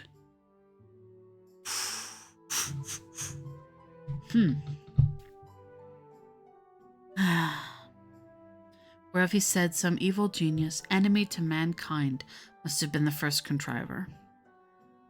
As for himself, he protested that although few things delighted him so much as new discoveries in art or in nature, yet he would rather lose half his kingdom than be privy to such a secret, which he commanded me, as I valued my life, never to mention any more. A strange effect of narrow principles and views, that a prince possessed of every quality which procures veneration, love, and esteem, of strong parts, great wisdom, and profound learning, endowed with admirable talents, and almost adored by his subjects, should, from a nice unnecessary scruple, whereof in Europe we have no conception, let slip an opportunity put into his hands that would have made him absolute master of the lives, the liberties, and the fortunes of his people. Neither do I say this with the least intention to detract from the many virtues of that exalted king, whose character I am sensible will on this account be very much lessened in the opinion of an English reader, but I take this direct among them to have risen from their ignorance by not having hitherto produced politics into a science, as the more acute wits of Europe have done. For I remember very well in a discourse one day with the king, when I happened to say there were several thousand books among us written upon the art of government, it gave him, directly contrary to my intention, a very mean opinion of our understandings. He professed both to abominate and despise all mystery, refinement, and intrigue, either in a prince or a minister. He could not tell what I meant by secrets of state, where an enemy of some rival nation were not in the case. He confined the knowledge of governance within very narrow bounds, to common sense and reason, to justice and lenity, to the speedy determination of civil and criminal causes, with some other obvious topics, which are not worth considering. And he gave it for his opinion that whoever could make 2 ears of corn or 2 blades of grass to grow upon a spot of ground where only 1 grew before, would deserve better of mankind and do more essential service to his country than the whole race of politicians put together. The learning of this people is very defective, considering only of morality, history, poetry, and mathematics, wherein they must be allowed to excel. But the last of these is wholly applied to what may be useful in life, to the improvement of agriculture, and to all mechanical arts, so that among us would be little esteemed, and is to ideas, entities, abstractions, and transcendentals, I could never drive the least conception into their heads. No law of that country must exceed in words the number of letters in their alphabet, which consists only of 32, but indeed few of them extend even to that length. They are expressed in the most plain and simple terms, wherein those people are not merciful enough to discover above one interpretation. And to write a comment upon any law is a capital crime. As to the decision of civil causes or proceedings against criminals, their precedents are so few that they have little reason to boast of any extraordinary skill in either. They have had the art of printing as well as the Chinese time out of mind. But their libraries are not very large, for that of the king, which is reckoned the largest, does not amount to above 1,000 volumes, placed in a gallery of 1,200 feet long, whence I had liberty to borrow what books I pleased. The Queen's joiner had contrived in one of Glumdalclitch's rooms a kind of wooden machine, 25 feet high, formed like a standing ladder. The steps were each 50 feet long. It was indeed a movable pair of stairs, the lowest end placed at 10 feet distance from the wall of the chamber. The book I had to mind to read was put up leaning against the wall.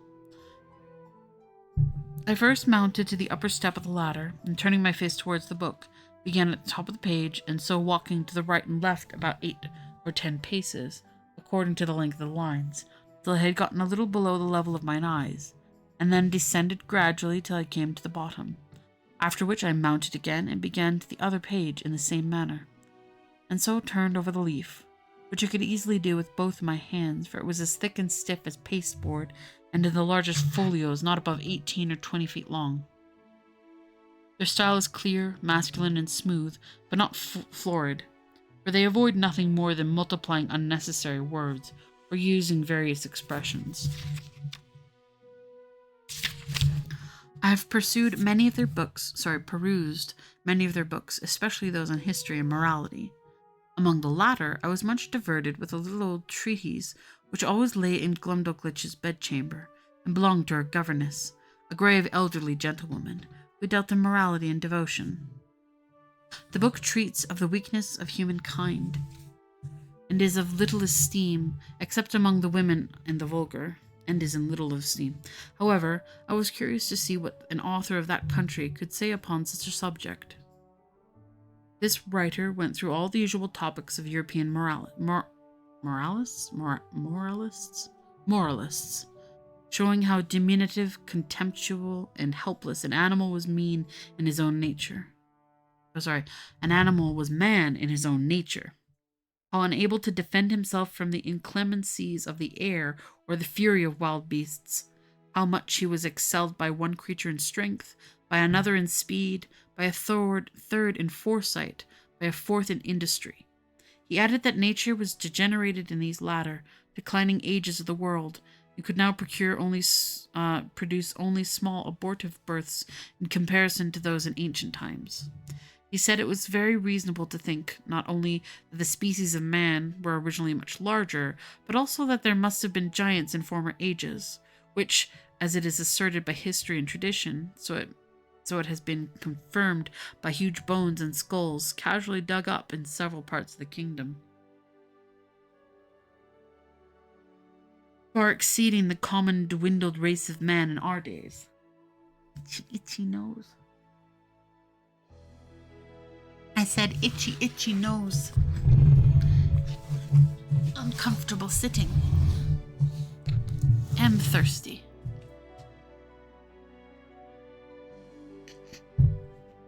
Need to blow my nose. Plug. Turning off sound for a second.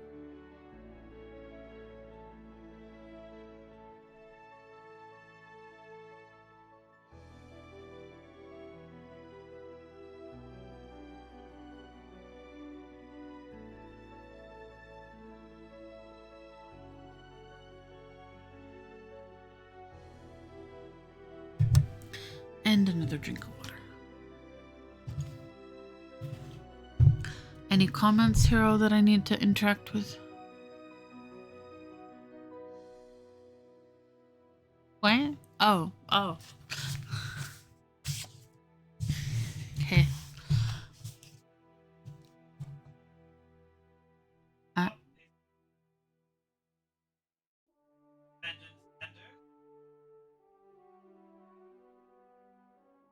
Maybe, I know Brandon Sanders, and I feel like I've heard Mistborn. I don't remember if I've read it particularly, but I've read a lot of books, and Unless I become particularly fond of the author or the series, I don't normally even pay attention to the titles of the books or the names of the authors, and I apologize for that.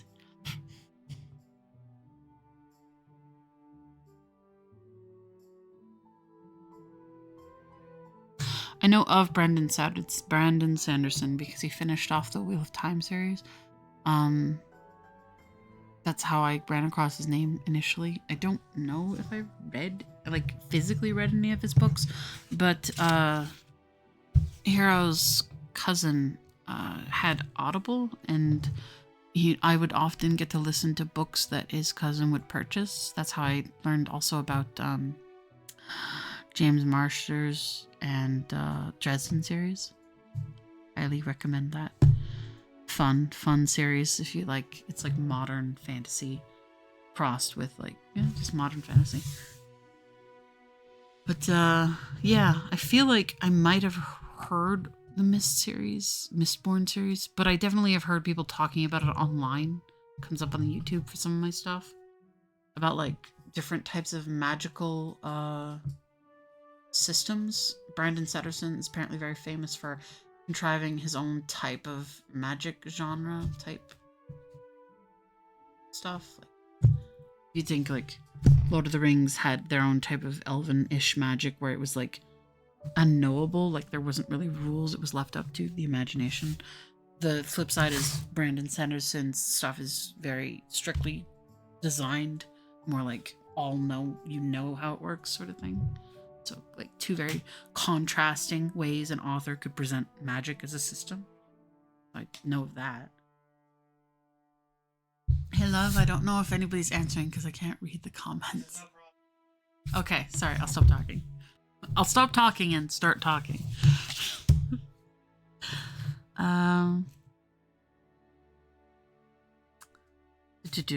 am I? Bones. There we go.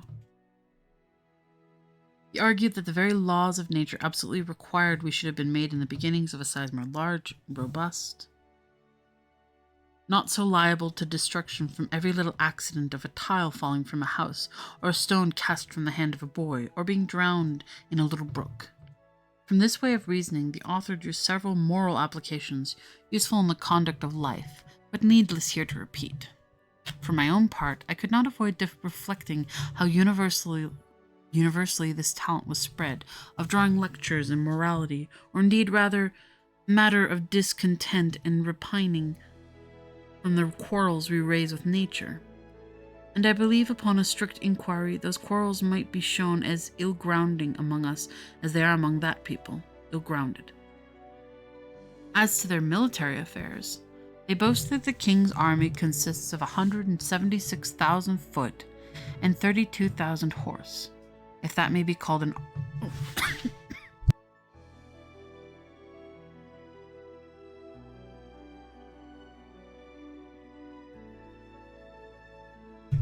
Sorry about that. I like inhaled a dust mote or something. Army. If that may be called an army, which is... Oh, if you're bringing up the have I read, we are limited on this stream somewhat to reading things that are within our copyright ability, which is why we started with Narnia, because it's in Canada's free licensing, as well as moving on to Gulliver Travels, because 1700s were pretty on the clear. And then, unless we can find the next thing within our range, which I was hoping to read the Mist series, because I really like it, was going to be William Shakespeare. Again, safe grounds to read. So, just that explanation. I'll go back. As to their military affairs, they boast the king's army consists of 176,000 foot and 32,000 horse. If that may be called an army, which is made up of tradesmen in the several cities and farmers in the country, whose commanders are only the nobility and gentry, without pay or reward. They are indeed perfect enough in their exercises, and under very good discipline, wherein I saw no great merit. For how should it be otherwise, where every farmer is under the command of his own landlord, and every citizen under that of the principal man in his own city, chosen under the manner of Venice, by ballot? I have often seen the militia of Loughborough Lorbegrud, drawn out to exercise in a great field near the city of 20 miles square. They were all in of not about 25,000 foot and 6,000 horse, but it was impossible for me to compute their number, considering the space of ground they took up. A cavalier, mounted on a large steed, so a knight, might be about 90 feet high. I have seen this whole army of horse, upon the word of command, draw their swords at once and brandish them in the air. Imagination can picture nothing so grand, so surprising, and so astonishing. It looked as if 10,000 flashes of lightning were darting up at the same time for every quarter of the sky. I was curious to know how this prince, to whose dominions there is no access from any other country, came to think of armies, or to teach his people the practice of military discipline.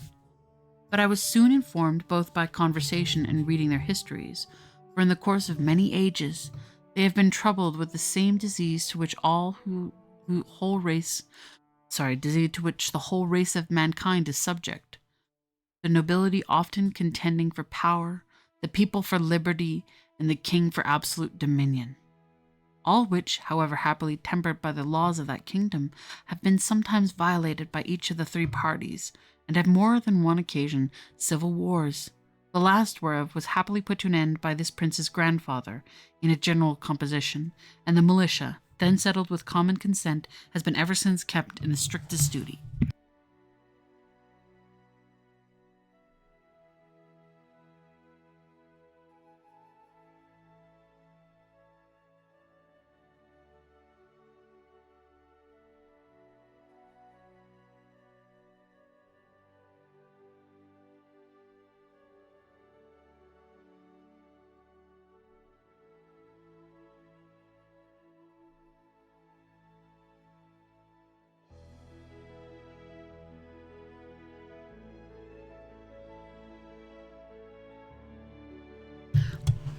Okay, I'm gonna try to finish this last chapter because it is got the return to England, so it'll be the end of the Brobdingnag series section. My voice is starting to struggle. So, chapter 8: the king and queen make a progress to the frontiers. The author attends them. The manner in which he leaves the country very particularly related. He returns to England. I had always a strong impulse that I should sometime recover my liberty, though it was impossible to conjecture by what means, or to form any project with the least hope of succeeding.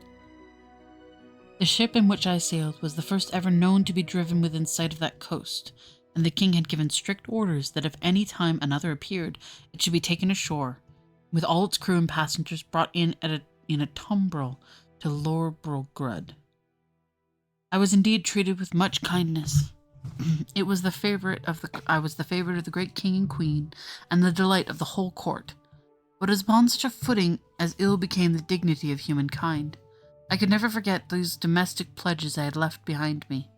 I wanted to be among people with whom I could converse upon even terms, and walk about the streets and fields without fear of being trod to death like a frog or a young puppy. But my deliverance came sooner than I expected, and in a manner not very common, the whole story and circumstances of which I shall faithfully relate.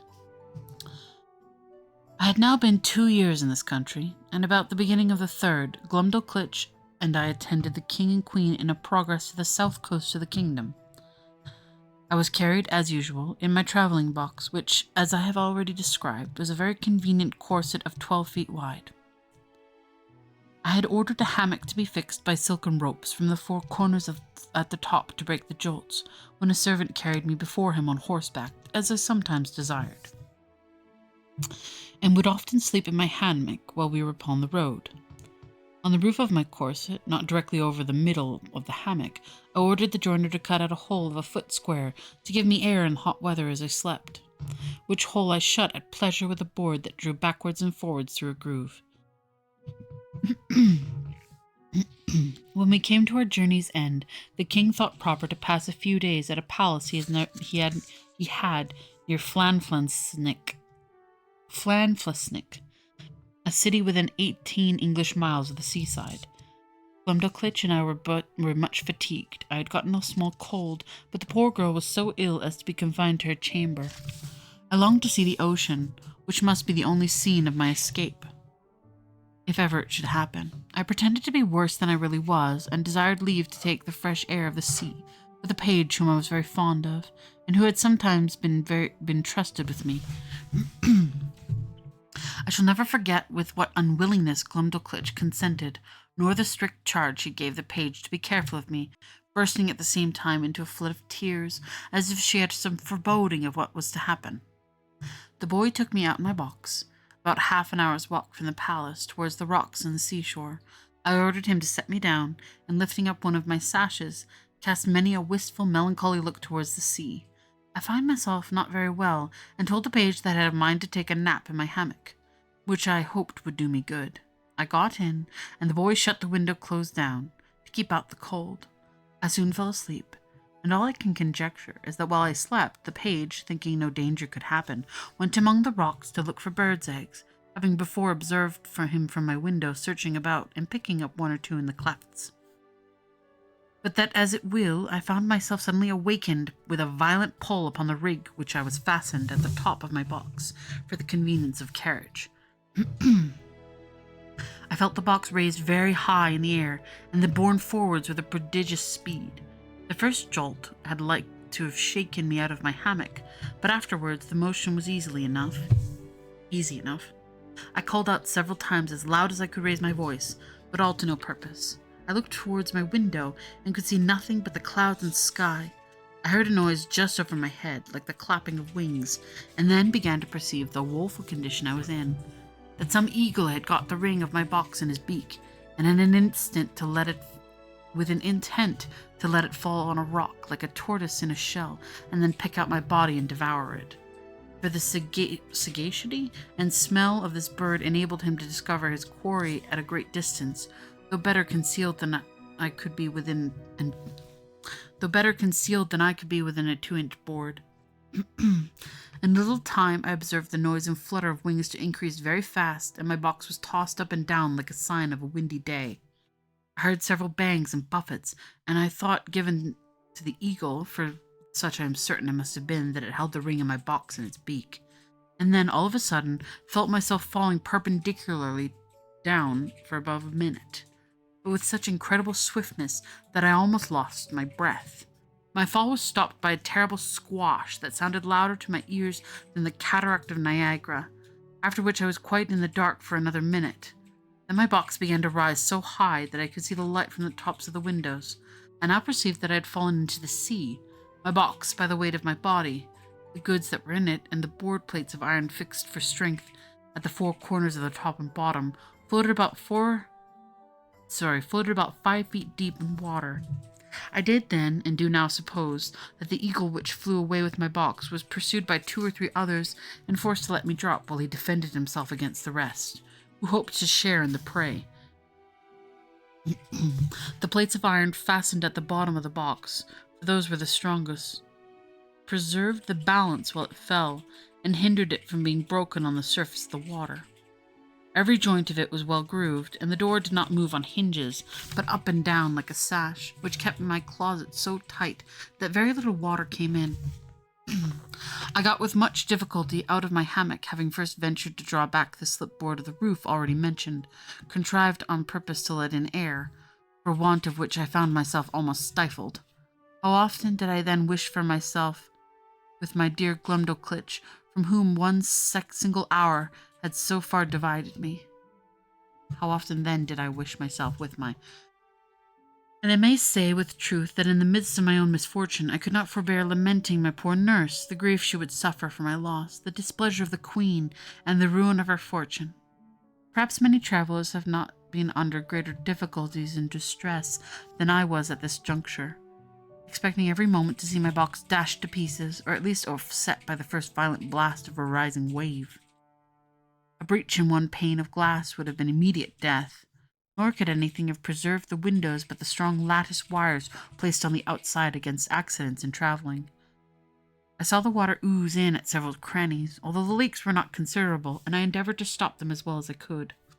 I was not able to lift up the roof of my closet, which otherwise I certainly should have done, and set on the top of it, where I might at least preserve myself some hours longer than by being shut up. as I might call it, in the hold. Or if I escaped these dangers for a day or two, what could expect but a miserable death of cold and hunger? I was 4 hours under these circumstances, expecting and indeed wishing every moment to be my last. I have already told the reader that there were 2 strong staples fixed upon the sides of my box, which had no window, into which the servant who used to carry me on horseback would put a leathern belt and bucklet about his waist. Being in this disconsolate state, I heard, or at least thought I heard, some kind of grating noise on that side of my box where the staples were fixed, and soon after I began to fancy that the box was pulled or towed along the sea. For I now and then felt a sort of tugging, which made the waves rise near the tops of my windows, leaving me almost in the dark. This gave me some faint hope of relief, although I was not able to imagine how it could be brought about. I ventured to unscrew one of my chairs, which were always fastened to the floor, and having made a hard shift to screw it down again directly under the slipboard that I had lately opened, I mounted on the chair, and putting my mouth as near as I could to the hole, I called for help in a loud voice, and in all the languages I understood. I then fastened my handkerchief to a stick I usually carried, and thrusting it up the hole, waved it several times in the air, that if any boat or ship were near, the seamen might conjecture some unhappy mortal to be shut up in the box. Asterix.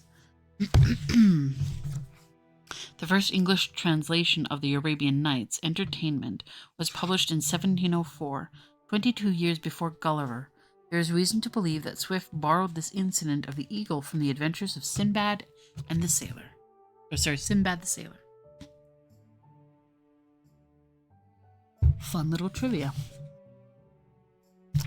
I found no effect from all I could do, but plainly perceived my closet to be moved along, and in the space of an hour, or better, that side of the box where the staples were, and had no window, struck against something that was hard.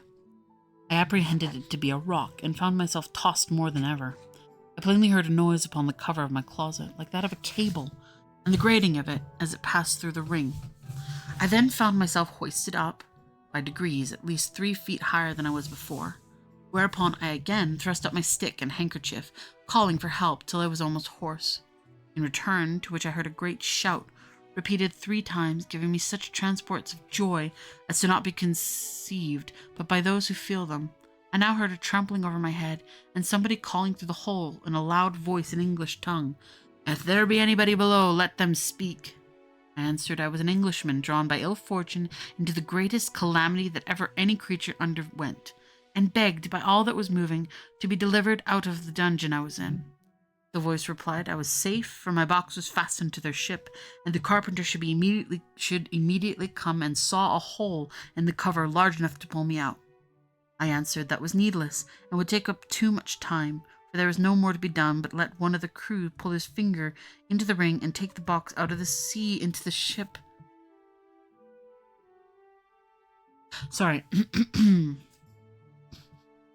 I answered that was needless, and would take up too much time, for there was no more to be done but to let one of the crew put his finger into the ring and take the box out of the sea into the ship, and so into the captain's cabin.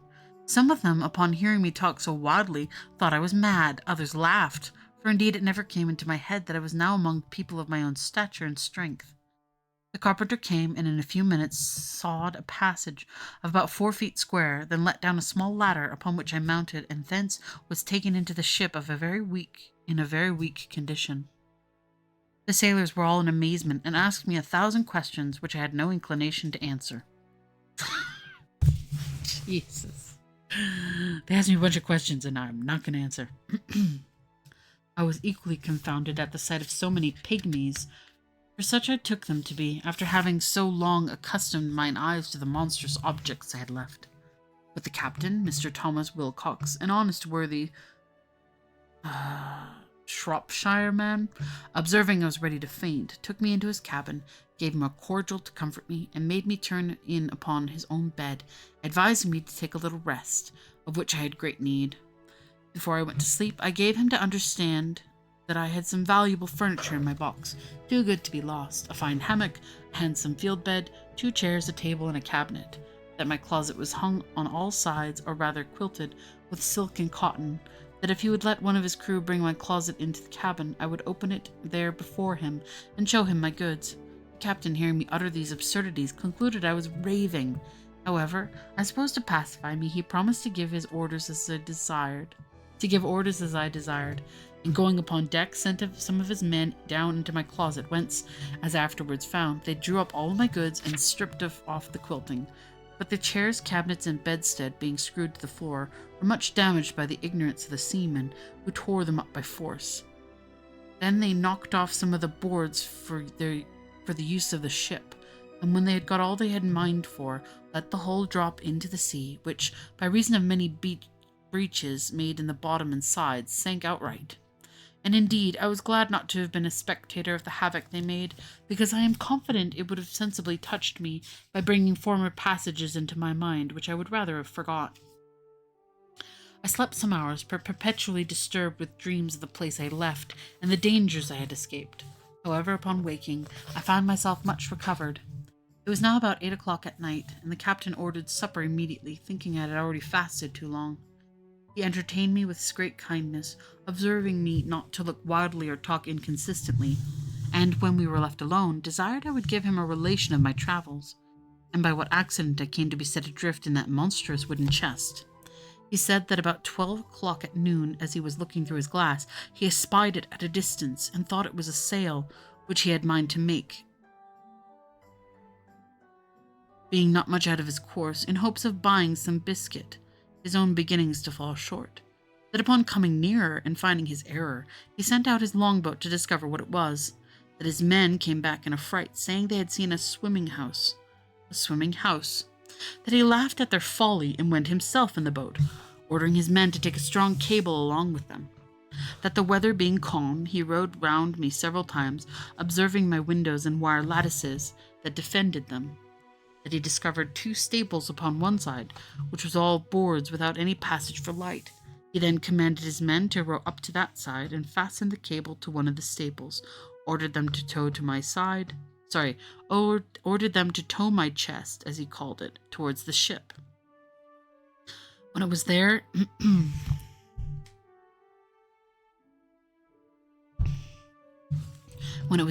he gave directions to fasten another cable to the ring fixed in the cover, and to raise up my chest with pulleys, which all of the sailors were not able to do above 2 or 3 feet.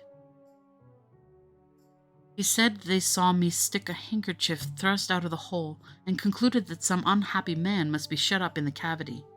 I asked whether he or his crew had seen any prodigious birds in the air about the time he first discovered me, to which he answered that, discoursing this matter with the sailors while I was asleep, one of them said he had observed 3 eagles flying towards the north, but remarked nothing of their being larger than the usual size, which I suppose must be imputed to the great height they were at, and he could not guess the reason of my question. I then asked the captain how far he reckoned we might be from land. He said, by the best computation. Yes, love. Oh, I thought you said 5 minutes. Oh, I misheard 15 minutes. My bad. Okay, that's fine.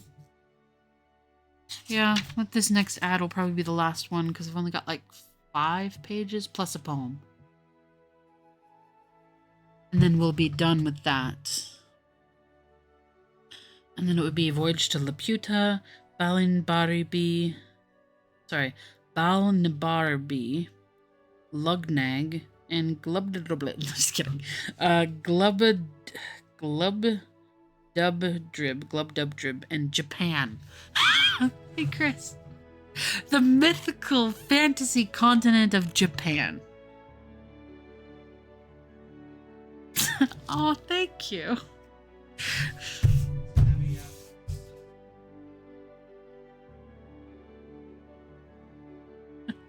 I appreciate it. I love how we've got all these weird names for countries, and the very end is just, and Japan. I don't remember ever reading the Gulliver's Japan version. What? I'm excited for that. The hell is that at the end? Oh no, are we gonna get... Oh no, it's gonna be racist, isn't it? Damn it! No! That's why I didn't read it. I probably got to it. I'm like, yeah, I'm not finishing this. We might never read The Last Journey of Gulliver. You're gonna make me read racist shit? I don't wanna. No. Okay, I can do that. I can try to do that. Oh, or I could read it and I can contradict what it says. Japan's racist? No, wait. Shit. That came out sounding really bad. Shame on me. Not the context I meant. I meant like the fact that Japan is included in here is racist, and I was very confused about the subject. The context. Context is important. Don't clip that. Please don't clip that. That, yes, it will be removed. It's the worst out of context. What? Yeah, but then they can have... Oh, that's true. I'm doomed. Doomed. I don't remember Shakespeare being racist. Unless you count the fact he never wrote about anybody except, like, Romans.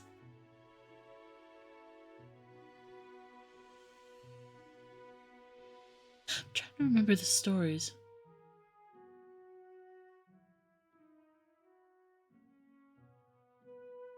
No. Bad Lynch.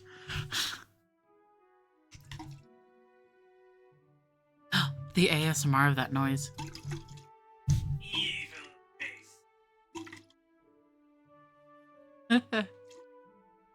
Lich Lord. He's evil. Oh, I thought you were going to say my community is now bad. My community is bad. I have cultivated shenanigans. There are community now. Da da da da da. Anyways. That's true. It's not midnight here yet. Okay. We got a couple more pages. Where was I?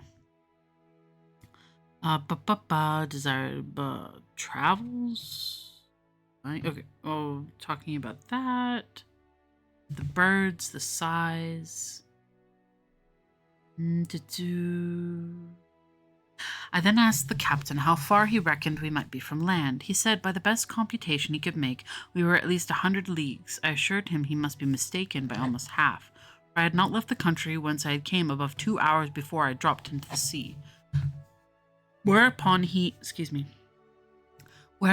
began again to think that my brain was disturbed, of which he gave me a hint, and advised me to go to bed in a cabin he had provided. I assured him I was well refreshed with his good entertainment and company, and as much in my senses as ever I was in my life. He then grew serious, and desired to ask me freely whether I were not troubled in mind by the consciousness of some enormous crime for which I was punished at the command of some prince by exposing me in that chest, and as great criminals in other countries have been forced to sea in leaky vessels without provisions, for although he should be sorry to have taken so ill a man into his ship, yet he would engage his word to set me safe ashore in the first port where we arrived. He added that his suspicions were made increased by some very absurd speeches I had delivered, at first to the sailors and afterwards to himself, in relation to my closet or chest, as well as to my odd looks and behaviour while I was at supper. I begged his patience to hear me tell my story, which I faithfully did from last time I left England to the moment he first discovered me. And as truth always forces its way into rational minds, so this honest, worthy gentleman, who had some tincture of learning and a very good sense, was immediately convinced of my candour and veracity. But further to confirm all I had said, I entreated him to give orders that my cabinet should be brought, of which I had the key in my pocket, for he had already informed me how the seamen disposed of my closet. I opened it in his presence, and showed him the small collection of rarities I had made in the country from which I had been so strangely delivered.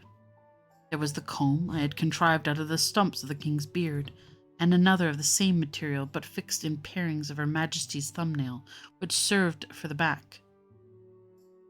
There were a collection of needles and pins from a foot to a half-yard long, 4 wasp stings like joiner's tacks, some combings of the queen's hair, a a gold ring which one day she made me a present of in the most obliging manner, taking it from her little finger and throwing it over my head like a collar. I desired the captain would please to accept this ring in return for his civilities, which he absolutely refused. I showed him a corn that I had cut off with my own hand from a maid of from a maid of honor's toe. It was about the bigness of a Kentish pippin, and grown so large that when I returned to England, I got it hollowed into a cup and set in silver. What the frick? Sorry, that came out of nowhere.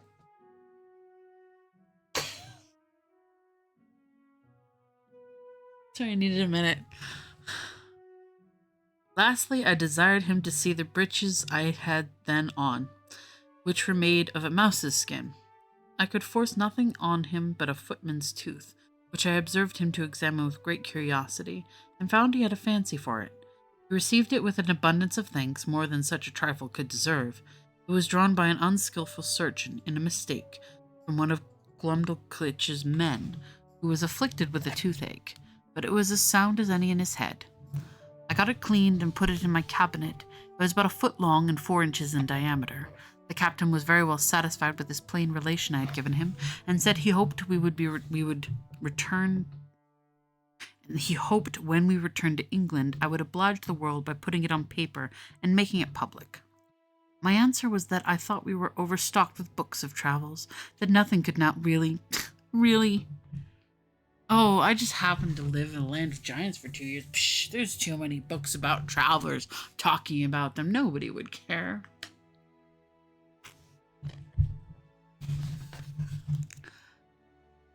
I thought we were overstocked with books of travels, that nothing would now pass which was not extraordinary, wherein I doubted some authors less consulted the truth than their own vanity or interest, or the diversion of ignorant readers, that my story could contain little besides common events, without those ornamental descriptions of strange plants, trees, birds, and other animals, or to the barbarous customs and idolatry of savage people, which most writers abound. Looking at you, Jules Verne, looking at you. However, I thanked him for his good opinion and promised to take the matter into my thoughts. He said he wondered at one thing very much, which was to hear me speak so loud, asking me whether the king or queen of that country were thick of hearing. That's actually a cute little addition for the story. I told him it was what I had been used to for about 2 years past, and that I admired as much as the voices of him and his men, who seemed to me only to whisper, and yet I could hear them well enough. But when I spoke in that country, it was like a man talking in the streets to another, looking up from the top of a steeple, unless when I was placed on a table or held at a person's hand.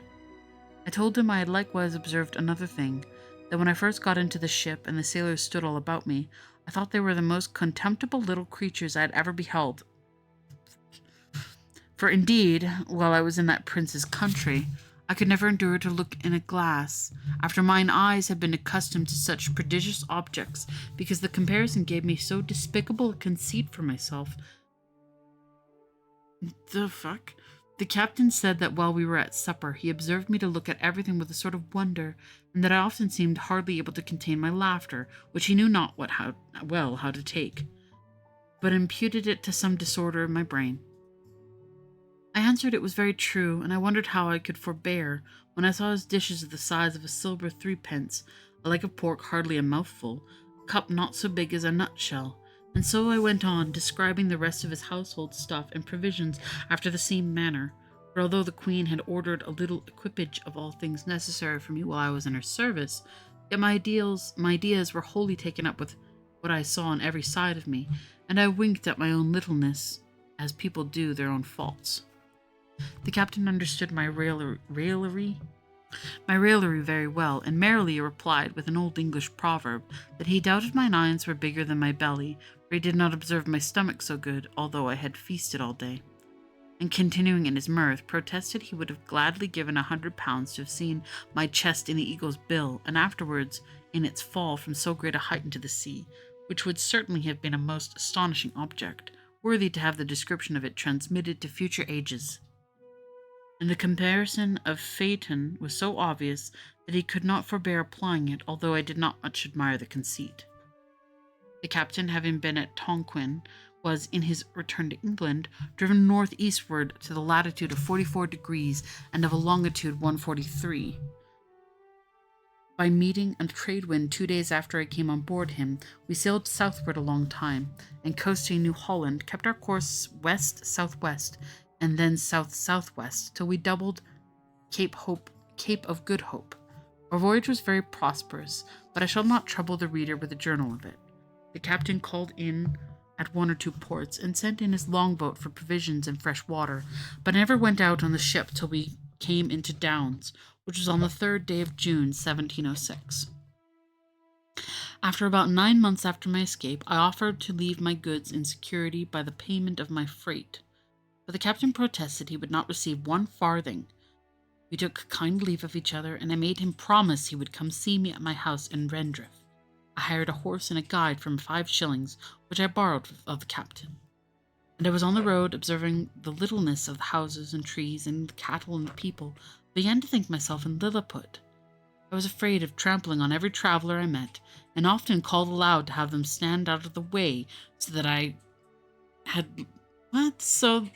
had like to have gotten 1 or 2 broken heads for my impertinence. Out of the way, just screaming at somebody just casually walking past. Gosh. When I came to my own house, for which I was forced to inquire, one of the servants opening the door, I bent down to go in like a goose under a gate, for fear of striking my head. My wife ran out to embrace me, but I stooped lower than her knees, thinking she could otherwise never be able to reach my mouth. My daughter kneeled to ask my blessing, and I could not see her till she arose, having been so long used to stand with my head and eyes erect to above 60 feet. And then I went to take her up with one hand by the waist. I looked down upon the servants and 1 or 2 friends who were in the house, as this is absurd. This is more fanciful than the whole story to me. And 1 or 2 friends who were in the house, as if they had been pygmies and I a giant. I told my wife she had been too thrifty, for I found she had starved herself and her daughters to nothing. In short, I behaved myself so unaccountably that they were all the captain's opinions. They were all of the captain's opinions when he first saw me, and concluded I had lost my wits. This I mentioned in an instance of great power of habit and prejudice. In a little time, I and my family and friends came to a right understanding, but my wife protested I should never go to sea any more, although my evil destiny so ordered that she had not power to hinder me, and the reader may know hereafter. In the meantime, I here conclude the second part of my unfortunate voyages. Then there's, I think, a poem?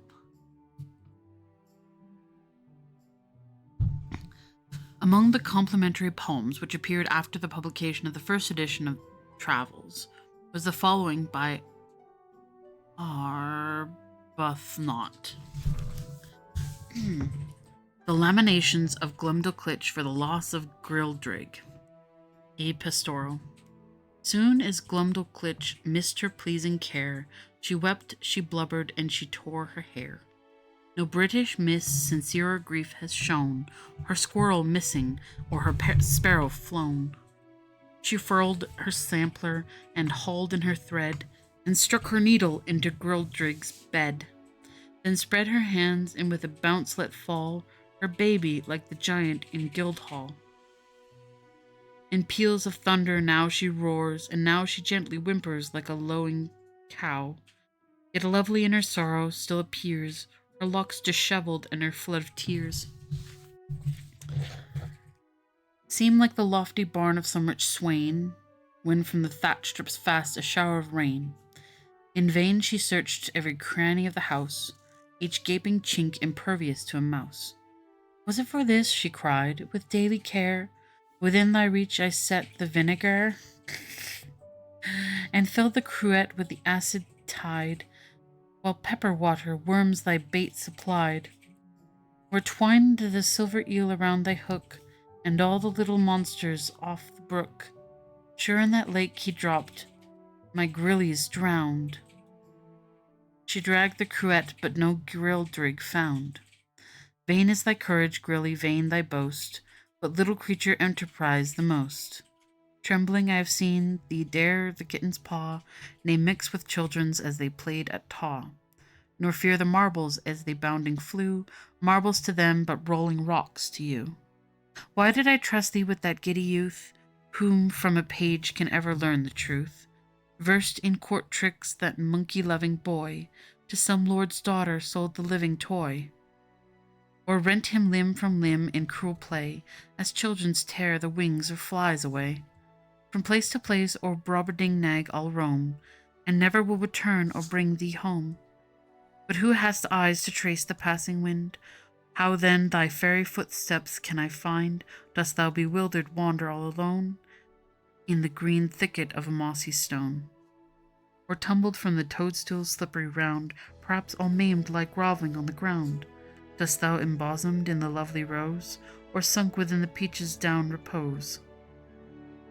With the king's cup if thy limbs spread, or in the golden cowslip's velvet head, O show me, Flora, midst those sweets the flower, where sleeps my Grildrig in the fragrant bower. But I fear thy fancy roves, O little females, and on little loaves. This is long. Thy pygmy children and thine tiny spouse, the baby playthings that adorn thy house, doors, windows, chimneys, and the spacious rooms, equal in size to cells of honeycombs. Hast thou for these now ventured from the shore, thy bark a bean shell, and his straw thine oar? Or in thy box now bounding on the main, shall I ne'er bear thyself and house again? And shall I set thee upon my hand no more, to see thee leap the lines and traverse o'er? My spacious palm, of statue scarce a span, mimic the actions of a real man. No more behold thee turn my watch's key, as seamen at a capstan anchor weigh. How wert thou wont to walk with cautious tread, a dish of tea like milk pail on thy head? How chase the might that bore thy cheese away, and keep the rolling maggot at bay? She spoke, but broken accents stopped her voice, soft as the speaking trumpet's mellow noise.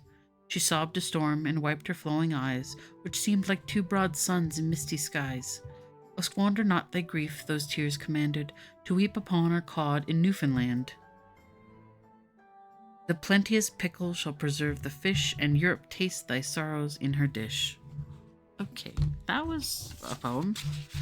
There, we're gonna pause that for tonight. Thank you, everyone, for joining in. Next time is gonna be, I guess, probably get through Laputa, maybe Balin Barbie. All I remember from the stories is we've got some horses that talk coming up, and we've got some weird winged people that stare at the stars. That's all I remember. Oh, I hope everybody enjoyed the reading, and I hope to see you next Sunday. Have a good night. Bye-bye.